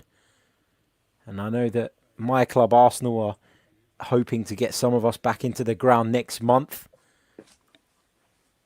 Season ticket holders have been asked to go into a ballot to see who will be allowed to attend. Of course, they also offered people the opportunity to opt out for the season if they wish without losing it as well, which is something that I expect a number of clubs to probably follow suit on in the coming weeks. Yeah, my club Aberdeen actually had 300 fans at Pittodrie this week for their tie against Kilmarnock. They did the same thing. Season ticket holders could enter via ballot, and the tickets got allocated that way. I think they're hoping for 750 at the next test game. Really looking forward to getting back in there as soon as possible. I went yesterday for a tour of the stadium to take some pictures with the FA Cup with my son. Took him down there for the first time, and it really made me miss the match day experience, just being there and sort of looking around. And yeah, just it makes you miss it, and you realise how nice it is to be able to go football without worrying about any sort of illnesses or anything like that. Yeah, I think that the match day experience at the Emirates might be slightly different to Pittodrie. You might be missing the cold wind off the North Sea and the seagulls trying to attack you at half time. But we're still hopeful of getting back in and looking forward to it. Exactly. Daniel says, are you going to do a Burton versus Villa commentary? It's not on the schedule, unfortunately, my friend. What else have we got here? Darryl says, Brighton look a decent side, tidy, possession-based with pace on the wings. Final third needs to be sorted, as you guys have already mentioned. That's all they're missing. I mean, at the moment, you can see everything that Graham Potter's trying to build here. They're a very smart club. They're run in the same way that Brentford are run. Their owner, Tony Bloom, is somebody who's made a lot of money through gambling and using data. And interestingly, they've bought. They now own different clubs throughout Europe as well. They've got a Belgian second tier clubs that they're using as a starting point for young players. So definitely interesting thing on the south coast with Brighton.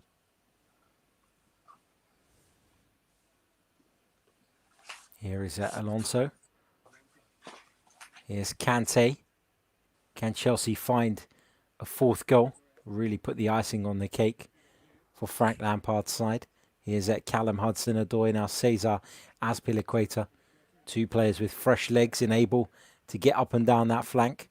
The last thing the Brighton defenders would have wanted to see was a couple of fresh legs coming on that side. Here's Kante. Big hello to Lawrence, who's watching us from Zambia. Now Barkley.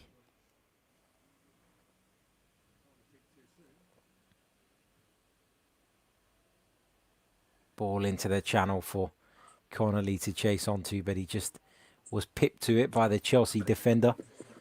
I think Christensen's done quite well tonight. That was good reading of the game. Got across well to intercept the ball in a dangerous area. Here's Mason Mount, takes it down beautifully. Now Timo Werner. Kante. If you're watching us via Total Football Analysis's YouTube channel, make sure you're subscribed if you're new. Hit the like button as well. If you're watching us via Hot Mic, like, share the broadcast. You know the drill by now. If you're watching us on the Chronicles of a Gooner channel, big hello to you guys as well. Again, like, subscribe if you're new. A couple of you asking in the comments about the Adrian Clark show tomorrow. What time it is? It will be 8:30 p.m. UK time, so you can come and join myself and Adrian for that. We'll be looking back at the weekend's game and discussing all things transfer related as well. Here is Matt Ryan to Ben. I almost said Ben White. It's Webster. So used to seeing Ben White on the right-hand side of that central defensive unit. Yep.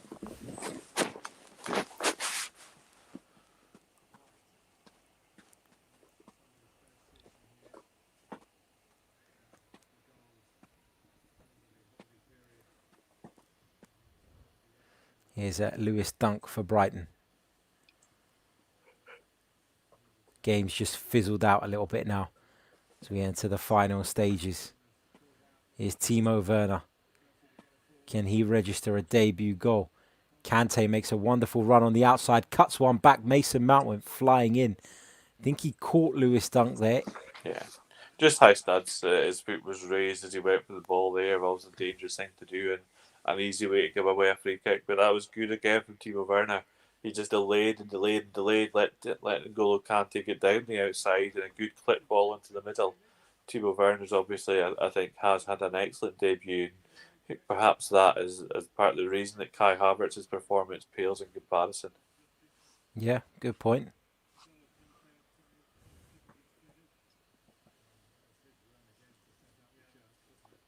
Into the 90th minute now.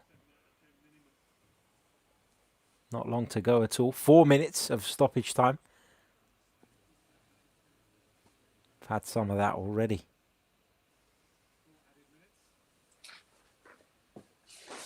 Here's Trossard.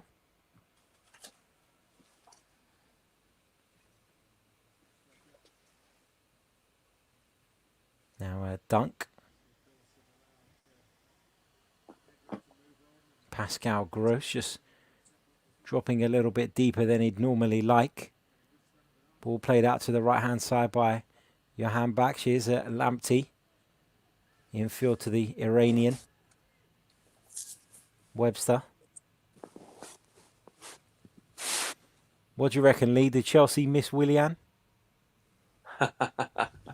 Quite possibly that was something that might tell over the course of the season. But I think that if Havertz and if Ziyech can be as good as advertised and they can settle into this team, they can offer the same kind of output that Willian puts. But he was certainly excellent in his debut for Arsenal. I can't take the credit for that comment. That came from Daniel Robert in the chat. So thank you for that.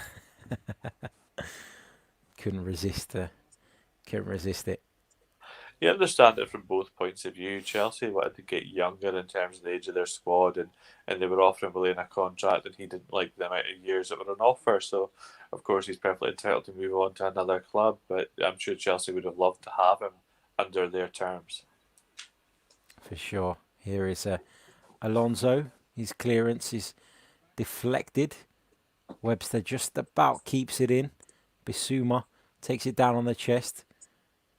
Lays it back to Matt Ryan. I think it's always an interesting match when it ends 3-1 to a club, but the best player in the park's been on the opposite team. I think that Tariq Lamptey is by far the best player tonight. So I'm assuming he is your man of the match this evening. He certainly would be, I don't think there's any doubt. I think that he's offered the opportunity for Brighton to change the game time and time again, and he's really shone while other players have been rusty and less sharp than normal. He certainly hasn't been. It's hard to disagree with you on that.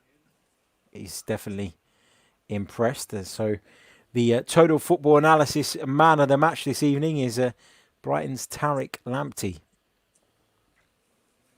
Let us know your man of the match in the comments. Do you agree with Lee's choice, or is there somebody else you would award it to based on this evening's game? Around about a minute of stoppage time remaining here.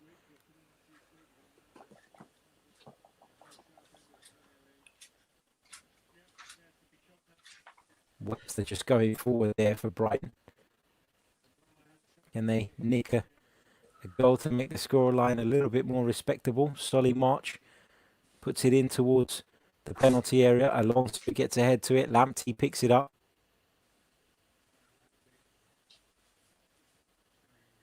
A little bit too elaborate with that was Tariq Lamptey. Here's Kante. Daniel Robert would give it to Reece James. Moga Matt agrees with you, Lee. He's put Lamptey as well. He says he deserves the man of the match. I mean, you can see the Reece James argument in terms of just contribution and affected the scoreline.